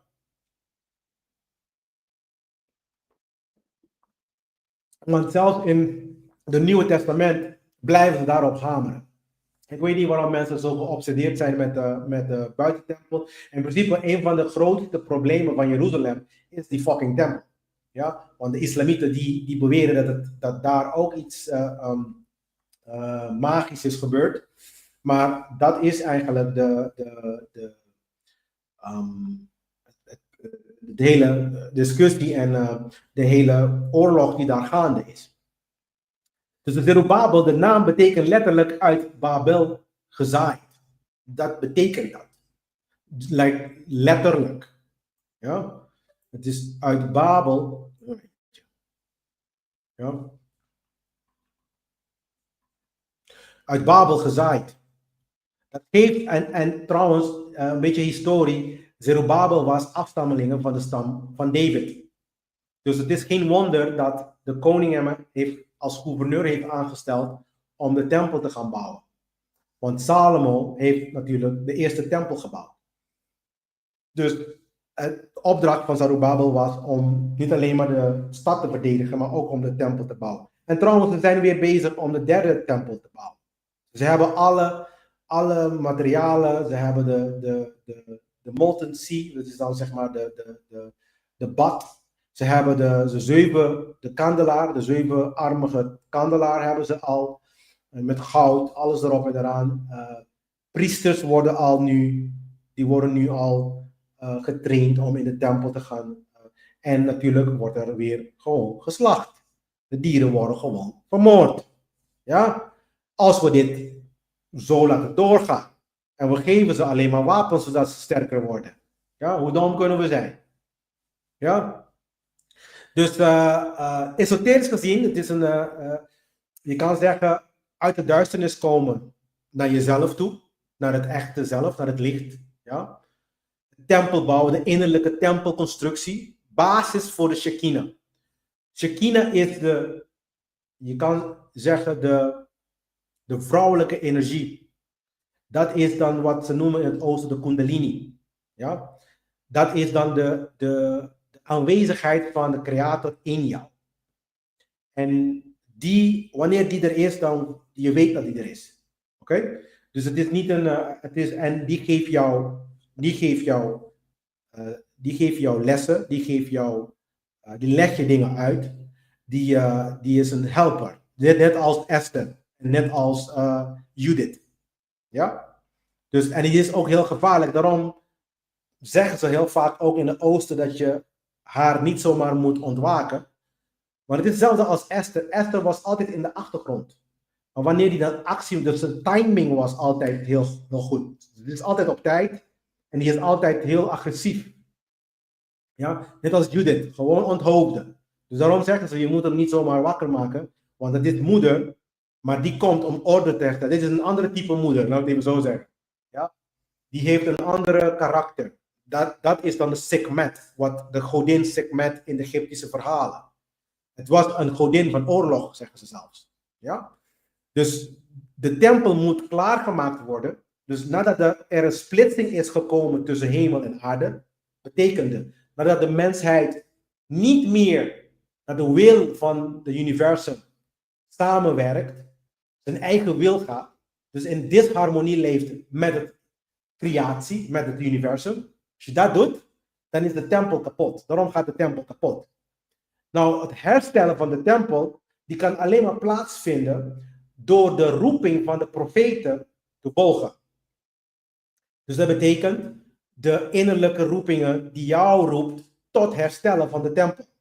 Want de Shekinah, de moeder hier, die kan zichzelf niet uiten, die kan zichzelf niet ontwaken en jou de kracht geeft die je moet hebben. Ja, want nu gaan we een klein beetje dieper in. Ja, die kan je niet doen als de tempel niet compleet is. Als je niet in harmonie leeft met hetgene wat voor jou gemaakt is. Ja, met het universum. De Shekinah, die werkt samen met het universum. Deze wat we noemen Kundalini, die werkt samen met het universum. Die werkt niet samen met jou. Jij bent de gast.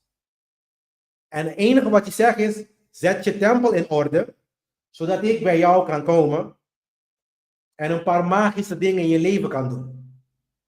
Want er zijn letterlijk magie. Ja? Magie is niet mambo jumbo, is dingen van A naar B krijgen. Maar je kan het doen op afstand. Ja? Dus er zijn verschillende typen magie. Als mensen vragen wat type magie doe je, zeg ik altijd, ik doe hoge magie. Niet donkere magie. Dat zijn dan de magie van de donkere occultisten. Wat ze dan dwingen door propaganda. Dat is een type magie. Ja, want je kan mensen manipuleren en in een bepaalde trance zetten. Dat is een donkere. Ik doe hogere magie. Ze noemen het ook witte magie. Sommige van de occultisten zeggen van er is geen verschil. Ja, dat begrijp ik ook wel. Maar we zijn hier niet om te discussiëren over de type magie ze zijn. Maar om jou een beetje idee te geven. Hoge magie bedoel ik dat al mijn energie en mijn focus gaat om de mensheid in harmonie te brengen met het universum. En dat dan zeg maar automatisch zeg maar hemel op aarde komt. Automatisch. Dat is de oplossing. Want je wil harmonieus leven met het universum en met elkaar. En de enige manier die we dat kunnen doen is de samenkomst in de wil van het universum. Dat is de enige manier hoe het kan. Het kan niet anders. Want als voor iedereen dezelfde quote-unquote regels gelden. Niet stelen dus. Ja? Dus als ik begrijp, ik mag niet stelen. Als jij begrijpt, jij mag niet stelen, dan kunnen we samenleven. Ja, het is allemaal geen rocket science, mensen. En het is alleen maar de basis. We hebben het niet eens over hogere esoterische dingen. Het is de basis. Als je deze basis niet begrijpt, dan kunnen we niet verder. Dan kunnen we nergens naartoe zelfs. Dit is de basis. En als je dit begrijpt, dan begrijp je ook andere dingen. Van de esoterische wereld. Van de donkere occulte kennis. Anders is het niet voor jou tot openbaring gekomen. Het gaat niet, het zal niet. Je ziet ook heel veel mensen in de New Age beweging, ze vertellen van alles. En van alles. Elke onzin die je kan bedenken. Omdat dit concept niet is doordrongen in hun wezen. Ze moeten dit is de basis waaruit de Sekina kan werken. En waaruit dan zeg maar die krachten voortvloeien. Want je moet het zo zien, als je de televisie niet in dezelfde frequentie is als de zender, dan krijg je de kanaal niet te zien. Dus dat is de bouw van de tempel, dat is de Babel. Je moet je tempel in dezelfde frequentie brengen als de universum. Want anders komt mama Esther en mama Sekhmet, en wat ze dan in het Jodendom noemen, de Sekina, die komt niet. Er is geen verbinding. Waardoor je niet de kennis krijgt die je nodig hebt. En waardoor je dan zeg maar nooit, en dan een keertje nooit, wakker bent. Ja? Wakker worden heeft niks te maken met preferentie en opinie en al die dingen. Wakker worden heeft te maken met dit. Begrijpen dat mensen fundamenteel vrij zijn. Jij gaat me niet vertellen dat de LGBTQ, en ik benoem het bij naam, want ik ben niet tegen hun. Maar ik ben wel tegen hun manier van werken. Het continu hameren dat ik moet accepteren wat hun in geloven. Of wat hun willen. Dat is mijn keuze stelen. Dat is per definitie immoreel. Als jij iets wil doen in die richting, doe het in je eigen fucking tijd. Dat is allemaal niet zo moeilijk. Maar je moet niet al mijn series te bombarderen met homo's en lesbiennes. Dan weet je wat de fuck ze allemaal doen. Dat hoeft allemaal niet, mensen. Je mag het leuk vinden, maar doe het in je eigen fucking tijd. Dat is allemaal niet zo moeilijk, hoor. Dan zie je, dit soort simpele dingen kunnen mensen niet redeneren, omdat ze dan in de echte realiteit denken dat hun de werkelijkheid creëren, of de waarheid creëren. Je creëert jouw werkelijkheid op basis van waarheid. Maar daarom zijn die regels daar. Ik ben programmeur, hè. Je kan niet buiten de programmeertaal programmeren. De programmeertaal, kan je zeggen, is de waarheid. Want het is gewoon een feit. Je moet dit gebruiken, want anders begrijpt de systeem niet wat je bedoelt. Je moet de sleutelwoorden gebruiken. Dat zijn de waarheden. En dan wanneer je dat gebruikt en samenbrengt, dan kan je programma's maken binnen de matrix. Dat is magie. Ik weet niet hoe meer ik het moet uitleggen, mensen. Dus het is, wij hebben meer macht dan we denken. We zijn allemaal kleine programmeurs. Daarom noemen ze ons goden. Like letterlijk in de psalmen noemen ze, wordt de mensheid als goden genoemd. We gaan het over psalmen hebben volgende week ook. Ja? Dus de archetype is dan natuurlijk de initiant, de bouwer. Waar ook in de vrijmetselaar naar voren komt natuurlijk. Hè? Elke steen representeert een stap vooruit naar het bouwen van de tempel. Daar gaat vrijmetselaar. Misschien moeten we volgende keer ook over vrijmetselaar hebben. Moeten we even kijken. Ja, zoals je begrijpt, de essentie van de traditie is hartstikke goed hoor. Niks te klagen erover. Dan hebben we natuurlijk de wet. Ezra, die moest terug om Torah te leren, de wet. Ja? Torah zelf is een vervaagde versie van de natuurwetten. Dus je kan het zien als de wet als kompas. Daarom hebben mensen problemen om besluit te nemen en om te begrijpen wat moreel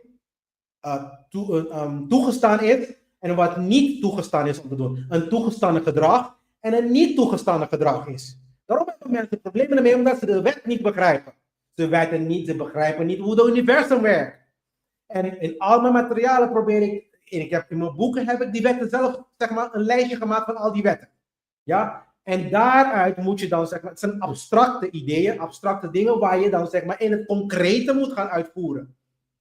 Ja? Heel veel mensen hebben daar ook problemen mee. Ze kunnen niet een abstracte idee in een concreet brengen. Een abstracte idee is bijvoorbeeld moeder. Een concrete moeder is iemand die zwanger is geraakt en daadwerkelijk een baby opvoedt. Dat is een echte moeder in het dagelijkse leven. Maar het concept van een moederschap is het idee van voor kinderen zorgen, voor gezin zorgen. En maar in het concrete leven zie je dat uiten in de vorm van een vrouw die zwanger is geworden en op een gegeven moment moet hij voor zijn kind zorgen. Dat is allemaal niet zo moeilijk hoor mensen. Maar we hebben problemen daarmee omdat we allemaal vol met gif zitten. Dat onze hersenen niet goed werken. Want we hebben nog steeds niet begrepen dat onze lichaam een extensie is van ons brein. Als je lichaam gezond is en goed, is je brein goed. Maar als we onszelf met McDonald's en een stukje kippetje hier en een kippetje daar vol proppen, dan zijn deze concepten ver van huis, jongen. Dan ga je mij niet vertellen dat je het echt begrijpt. Heel vaak. Als jij een van de weinigen bent die dat doet, dan heb je geluk. Daarom zet ik deze dingen op video. Dan kunnen mensen terugkomen om het weer te zien. Want geloof me, heel veel dingen komen niet binnen zolang je niet een schone lijf hebt. Je tempel moet schoon zijn. Letterlijk en figuurlijk. Ja? Dus de wet als kompas, dat is dan de Esra. Dat is dan tot, als je dan praat over de Jehudi. Ja? De psychoanalyse. De tarot is zelfgerechtigheid. Ja? Je moet kunnen bepalen wat een moreel gedrag is en wat een niet moreel gedrag is. En jij moet principieel mee omgaan. Dat betekent, maakt niet uit wie zegt, als de regering tegen jou zegt om een immorele daad te doen, wat gaan we zeggen? Nee. Als de religie jou dwingt om een immorele daad te doen, wat gaan we zeggen? Nee. Het probleem is al bij autoriteit, als de autoriteit nemen als een legitiem iets. Autoriteit, geloven in autoriteit is per definitie slavernij, per definitie immoreel. En dat is wat wij moeten gaan begrijpen nu. Dit moet meer mensen begrijpen. En ik vraag aan iedereen die dit boodschap ziet, ik ben niet een volbloed Nederlander. Ik hou van Nederland, maar je ziet het, ze zijn zwart. Ja, maar ik vraag aan iedereen die ook blauwe ogen heeft en fucking blond haar. Als jij dit begrijpt, maak je mond open, want misschien horen ze niet van mij. Want ik ben van het eilanden en de eilanden zijn lui, weet ik wel allemaal wat alle soorten vooroordeel te hebben over de mensen die daar wonen. Ja, waardoor ze dan zeg maar dit bericht, zichzelf voor dit bericht sluiten. Wat heel dom is eigenlijk. Want het bericht zelf, het heeft niet te maken met de persoon, het heeft te maken met de boodschap. Dus dit is eigenlijk Trismegistus, de wet die jou de kompas geeft wat je wel mag doen en wat je niet mag doen. Zo begint de transformatie. Dus wanneer de tempel herbouwd moet worden, ja, eerst moet je luisteren naar de profeten, innerlijke stem die tegen jou zegt van ga gewoon je cool moreel maken en handelen. Daarna ga je dan zeg maar bewust bouwen aan de kwaliteiten van jezelf. Kwaliteiten in jezelf. Bijvoorbeeld, ik ga een voorbeeld geven. Wees een man van je woord. Ja? Handelt in principes, in moraliteit. Ja? Daar begint het aan. Vervolgens moet je dan begrijpen wat de natuurwetten zijn. En de natuurwetten zullen jou dan zeg maar richting geven hoe je moet handelen. En hoe je dingen moet gaan begrijpen. Hoe je dan zeg maar jouw judgment, je besluit moet nemen. Daarna krijgen we mensen zoals, laten we even kijken, Nehemia. Die is dan zeg maar het bouwen van de muren. Nehemia voor mij is een speciale, want ik heb zelf heel veel ervaring daarin. Want ik geef een voorbeeld mensen, het is een domme voorbeeld hoor. Maar ik hou zelf ook van een bakje ijsje. En dat is zeg maar de vreselijk, want natuurlijk vet met suiker. De combinatie dat je brein helemaal explodeert natuurlijk, want er is gewoon geen einde aan. Het is net als kaas. Ja, ik ben een kaaskop. Wel, ik was een kaaskop. Als ik zelf. Want die oude Amsterdam, jongen, dat is gewoon de shit. Ik heb veel kaas geprobeerd, maar dat is letterlijk de shit. Geloof me. Dit voor mij was de periode waar ik mezelf muren moet bouwen voor mezelf. Dus de muren rondom de tempel. Dat betekent zelfbehoud of zelfdiscipline. Dus nadat je al deze dingen hebt gedaan, dan leg je op jezelf zelfdiscipline. Je moet iemand anders toch de schuld geven. Ja, echt hè. Ja, ik geef die Amsterdammers de schuld. Dat ze zo'n lekkere kaas hebben gemaakt, Anna. Ja, echt hè. Ja. Ja, maar goed, de muren, de muren zijn de muren van zelfbehoud. Je moet discipline in je hebben. Dus vandaar mijn strenge proces van transformatie. We gaan trainen, we gaan zorgen voor de tempel. De tempel moet gebouwd worden. En trouwens, mensen, je moet een sterkere lichaam hebben voor deze Shekinah. Of voor deze, wat ze dan noemen, heilige geest of Sekmet energy, Kundalini energy. Je lichaam moet klaar zijn. De energie is zo enorm dat als je lichaam niet sterk is, dan krijg je meer, het is meer kwaad dan goed. Daarom slaapt hij ook in de, wat de Oosten zeggen, in de regio van de, hoe noem je dat? De root chakra.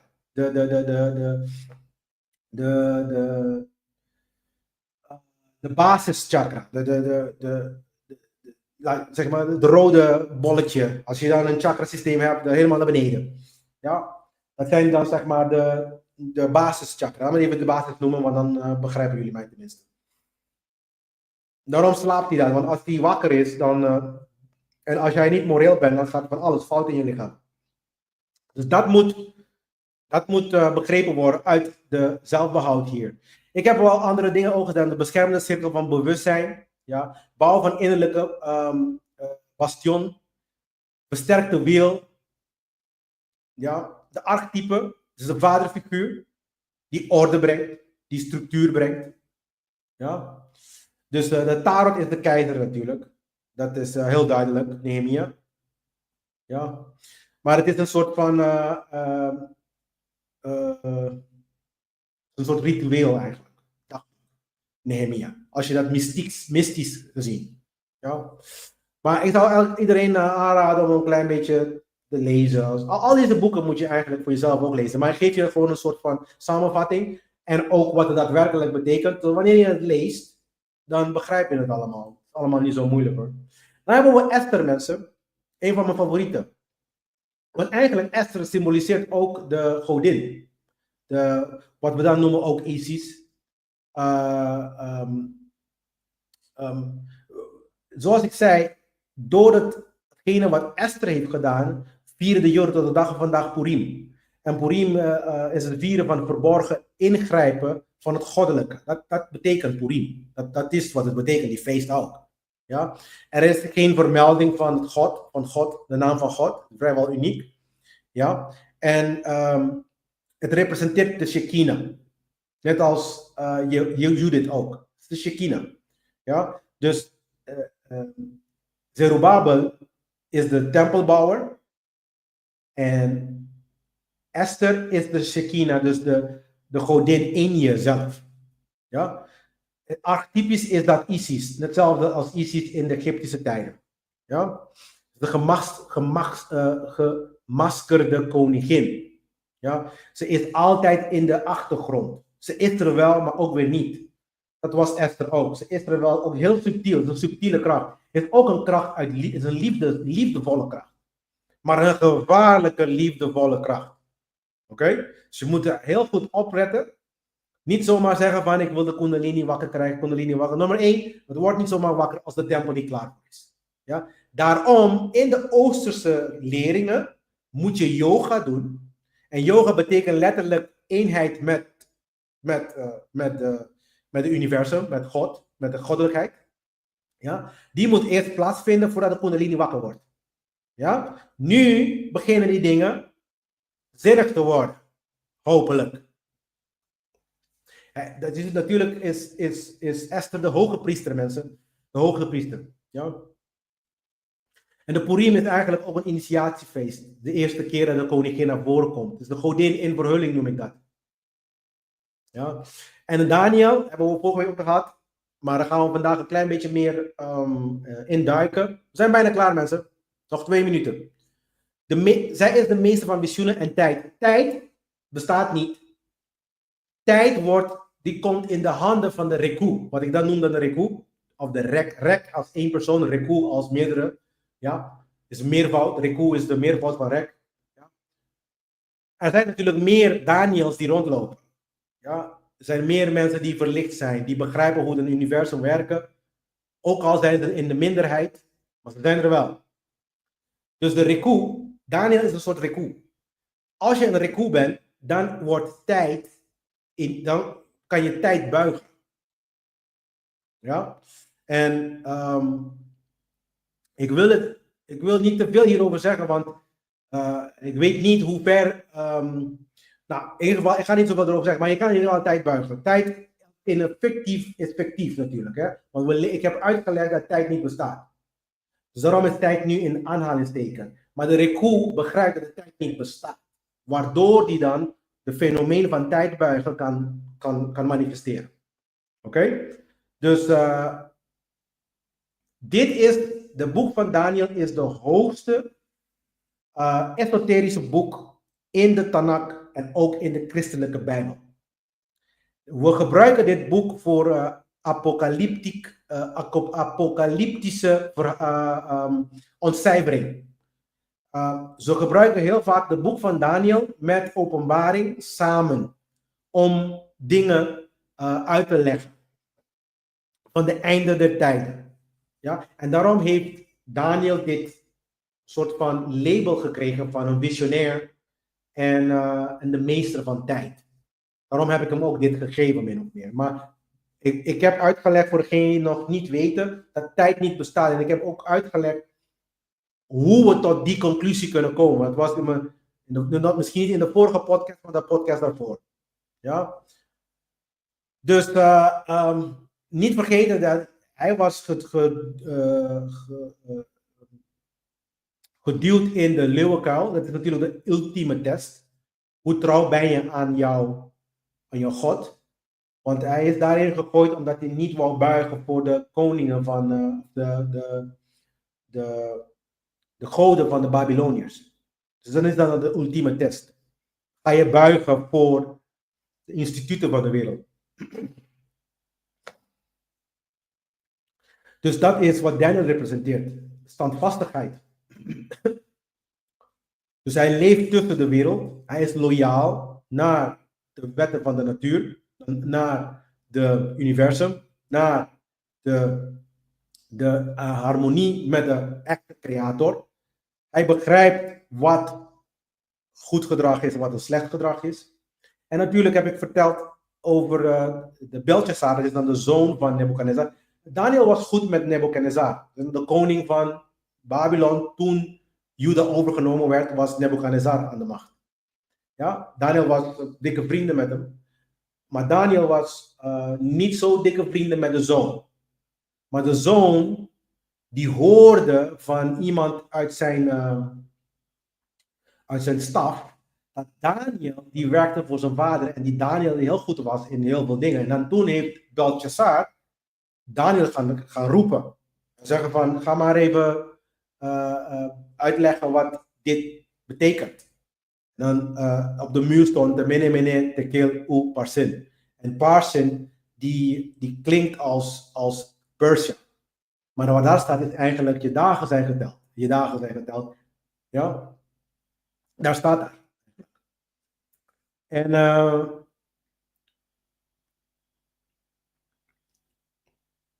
de tarotkaart is de kracht, zelfbeheersing, het beheren van de kundalini-kracht. Dus wanneer de tempel hersteld is en de Shekinah is komen wonen, die kracht is zo immens, nu moet je dan gaan beheren. Zelfdiscipline wordt nog belangrijker. Geloof me, het wordt nog belangrijker. Ja?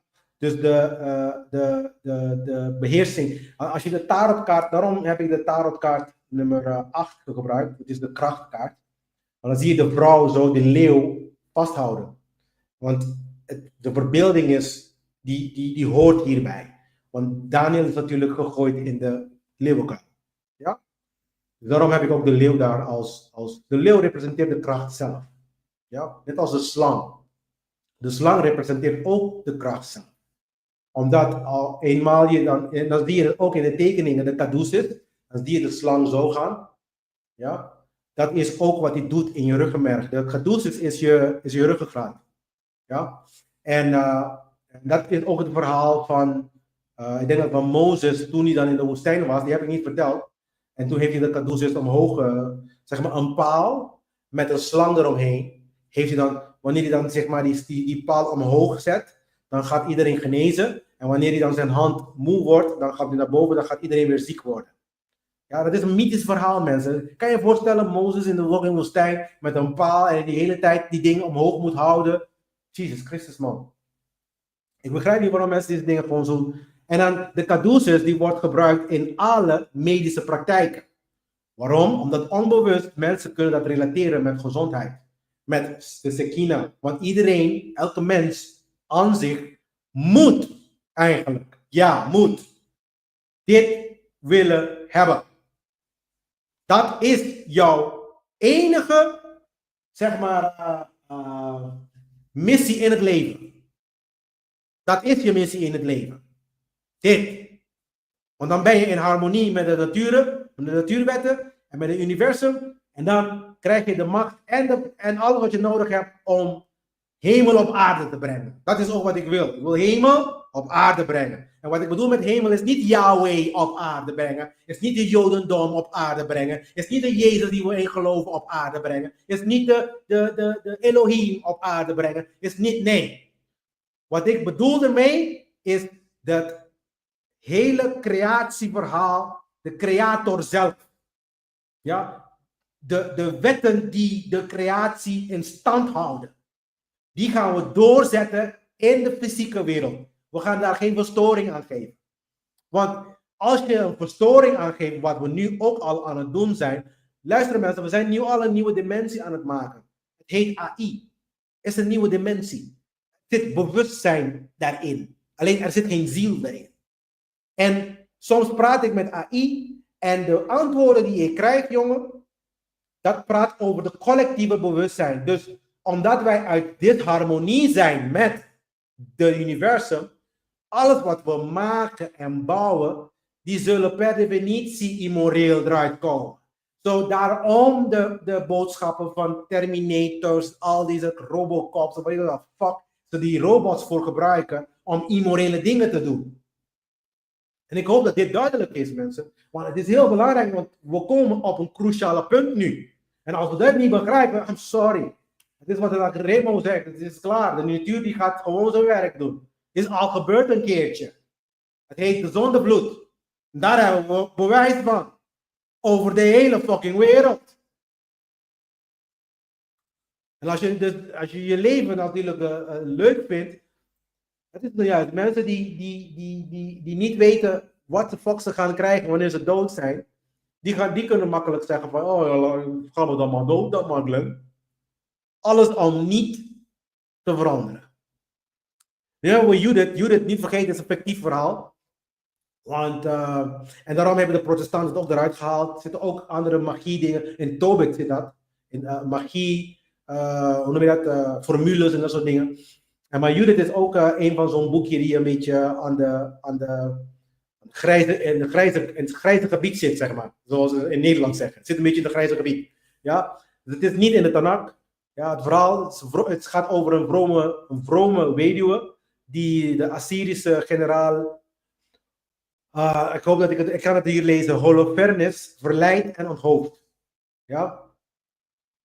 Maar Judith is natuurlijk Sophia, of wijsheid. En het praat over de ingewijde vrouw, de kracht, de ongeziene kracht, die zeg maar, die alles doet om orde te brengen. Zelfs in dit geval de ego, de intellect. Het onthoofde hier representeert wanneer dit kracht in je komt, ga je dan zeg maar je hart, je ziel dus, je hart met je intellect huwen. Ze worden één. Ja? Dus dit is wat Judith representeert in esoterisch gezien, het onthoofden van de ego. Ja? Je intellect, dat je dan zogenaamd zo slim bent. De meeste mensen die zitten te lopen en zeggen dat ze slim zijn niet zo slim hoor. Ik lach me helemaal kapot soms zelfs. Ja? Zelfs als ik mensen zie als Elon Musk en al deze mensen die miljoenen en miljarden en mensen zoals hoe noem je dat? Bill Gates en al die mensen. Die mensen zijn niet zo slim. I'm sorry. Ze krijgen die dingen van hogere wezens. En omdat ze het krijgen van hogere wezens, dan bouwen ze het. Misschien begrijpen ze het redelijk goed. Dan kunnen ze het bouwen. En dan bouwen ze gewoon een bedrijf. Ze zijn gewoon goede handelaars en klaar. Ze zijn niet zo slim hoor. Ja, want deze dingen hebben hun echt niet bedacht hoor. Dus laten we even elkaar zo zeggen, geen mietje noemen. Want die dingen bestonden al jaren. Dus het is logisch. En dan vooral als ik begrijp dat ze dan afspraken maken, net als hier, de Joden, afspraken maken met Yahweh. Er zijn genoeg partijen die afspraken maken met deze wezen in ruil voor kennis. Ja? Dat weet ik eigenlijk bijna 100% zeker. Maar goed, ik heb hier geen bewijs, dus hou dat gewoon een beetje in je achterhoofd. Ja? Dan hebben we natuurlijk het verhaal van Tobit.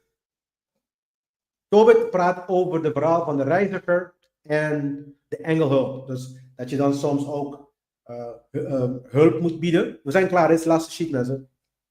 Die komt ook niet in de Tanakh voor. Ja? En, maar Tobit die biedt, die heb ik gezet als de geliefde in Tarot. Omdat Tobit moest een keuze maken in Nineveh.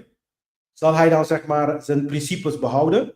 Of zal hij dan zeg maar zijn principes loslaten en alleen maar doen wat de veroverde land hem imponeert? Met andere woorden, als ik in Nederland ben, zal ik dan mijn principe aan de kant zetten voor de Nederlandse normen en waarden? Ja? En de antwoord is een dikke nee natuurlijk.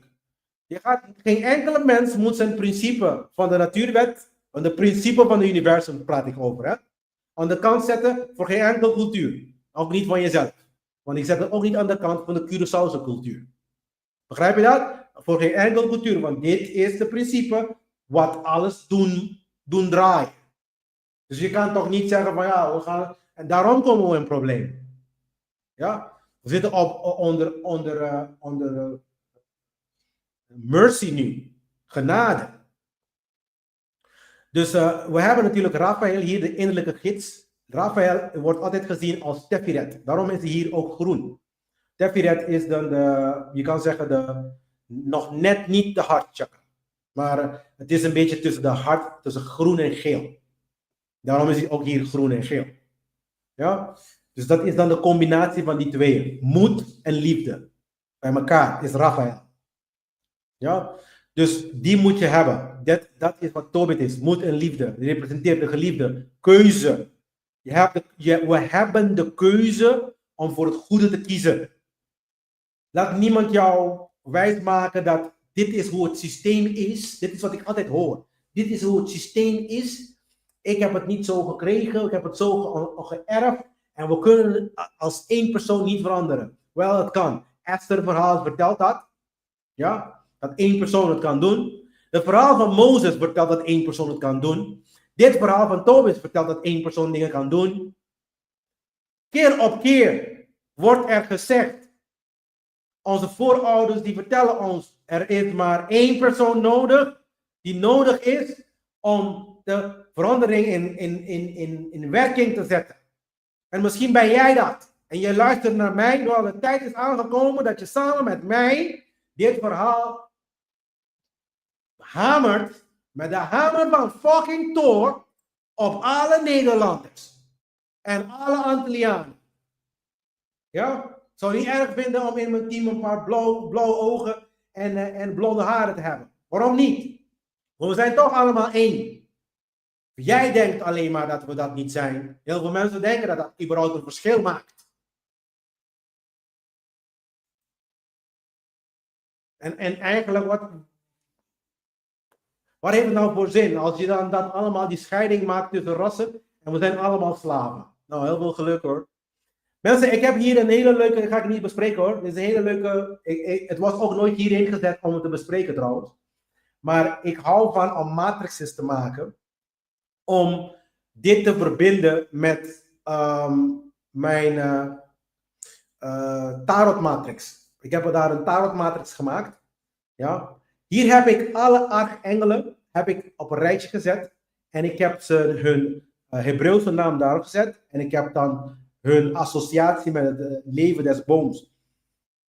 Heb ik daar gezet. En als we dan in de Bijbel komen, ja of nee. Ja. En in welke Bijbelboeken ze komen, heb ik daar gezet ook. En we hebben over Joods, katholiek en orthodox. Ja.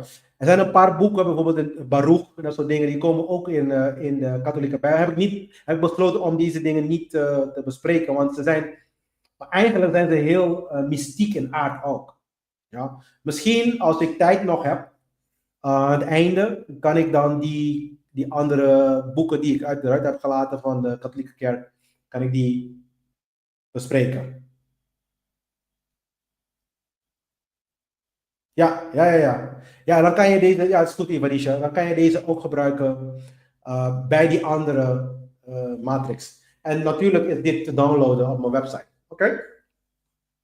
Dus ik ga dit niet bespreken, dit is gewoon voor jezelf, voor je eigen studie. En ik heb dat gedaan zodat je dan ook de relatie kan maken. En dan krijg je ook de concepten en de archetypes die de tarot over heeft, krijg je ook weer terug in de Bijbel. Je krijgt het eigenlijk in alle bronnen.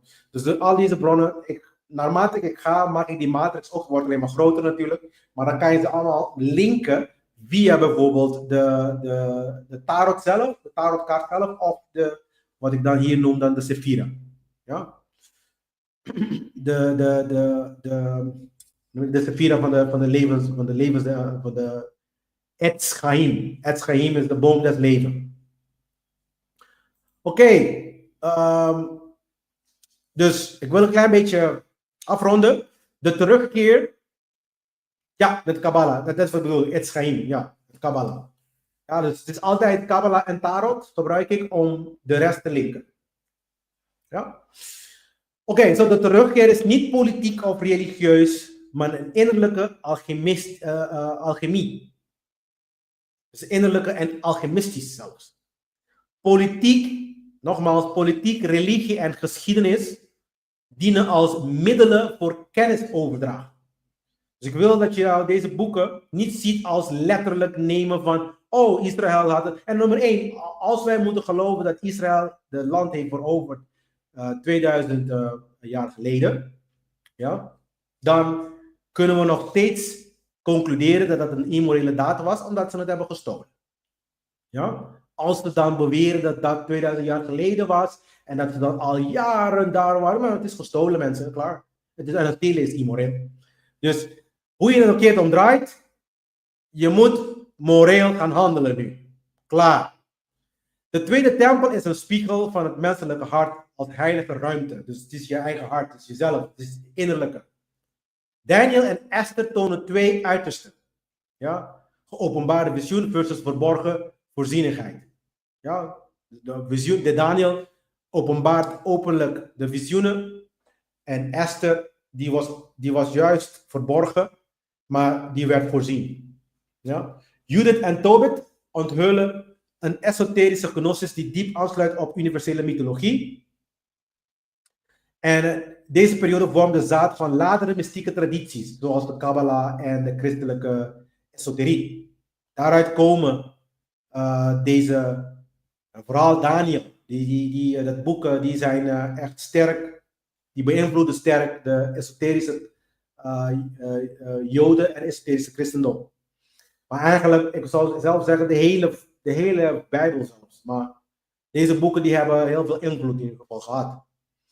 En bewijzen mensen. Ezra en Nehemia, er zijn Perzische documenten die context geven. Maar hun exacte historie van bestaan is niet bevestigd. Dus we weten niet als we überhaupt hebben bestaan. De Perzische documenten, die praten wel over de Cyrus, want het is ze noemen dat de Cyrus-cilinder. Die praten wel over de Perzische koninkrijk. Ja, met Assyrië, misschien met Nineveh en soort dingen. Maar Ezra zelf en Nehemia, niks. Esther, geen archeologische steun. Het is gewoon een mythische initiatieverhaal. Daniel. Veel elementen van Daniel komen uit de Babylonische bronnen. Dus wat in Daniel staat, komen uit de Babylonische bronnen zelf. Beelden, beesten, al deze dingen, die komen uit Babylonische bronnen. Judith en Tobit, geen externe historische bevestiging. Maar ja, de protestanten hebben die toch wel weggegooid van hun Bijbel. Maar ongeacht die anderen, die hebben ook geen bewijs. Dus hadden we net zo goed die anderen ook kunnen weggooien.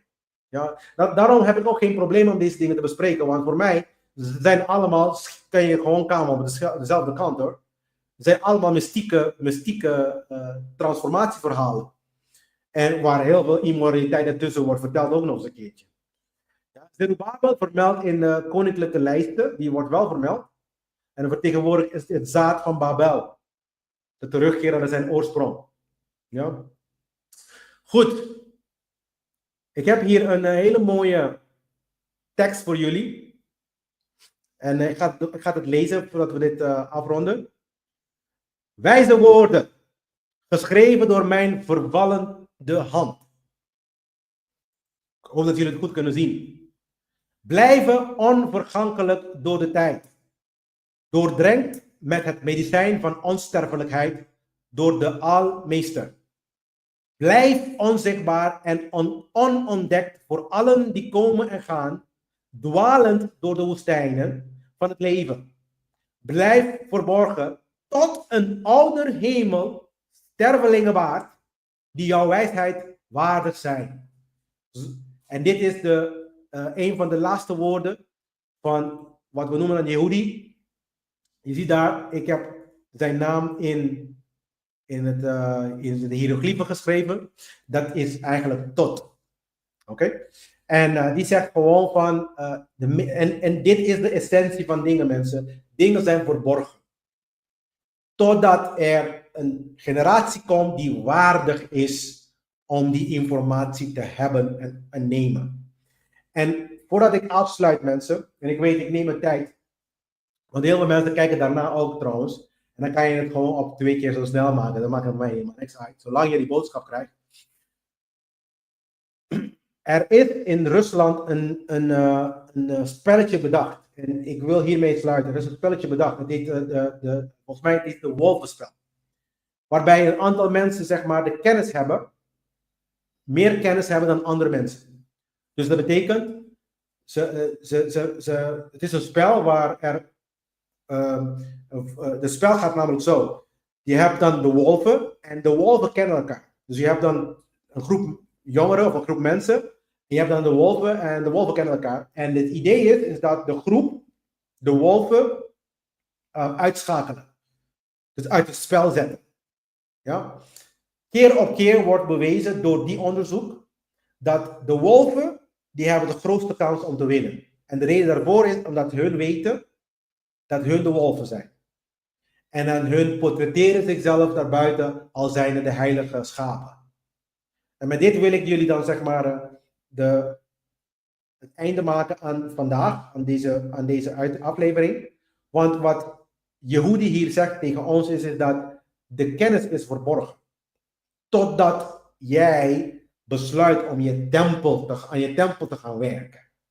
Ja? Blijven de kennis verborgen. Maar hij geeft ook een sleutelverhaal daar. Onsterfelijkheid komt met dit verhaal. Dus ik wil iedereen die mij nu hoort op attenderen. Ook al zeg je van, dit is allemaal onzin. Het is niks kwaad als je jezelf moreel gaat gedragen. En dat is eigenlijk ook mijn missie. Want de rest die erbij komt met de mysticisme en de magie en dat soort dingen, voor mij is secundair. Want je kan al deze dingen hebben en dan vervolgens een slaaf zijn, dan zijn we dan even ver van huis. Niet de bedoeling. Goed mensen, dankjewel voor alles. Het was weer een ware genoegen om met jullie, zeg maar, deze kennissen en deze informatie te delen. En zoals ik altijd zeg, het heb Hanan was nek. Ja, vrede en kracht. Toegewenst aan jullie. En hoe kem net ik ben hem. Zeg. En Muhammad. Tot de volgende week mensen. Tot dan.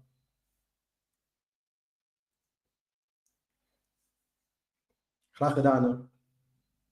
Graag gedaan.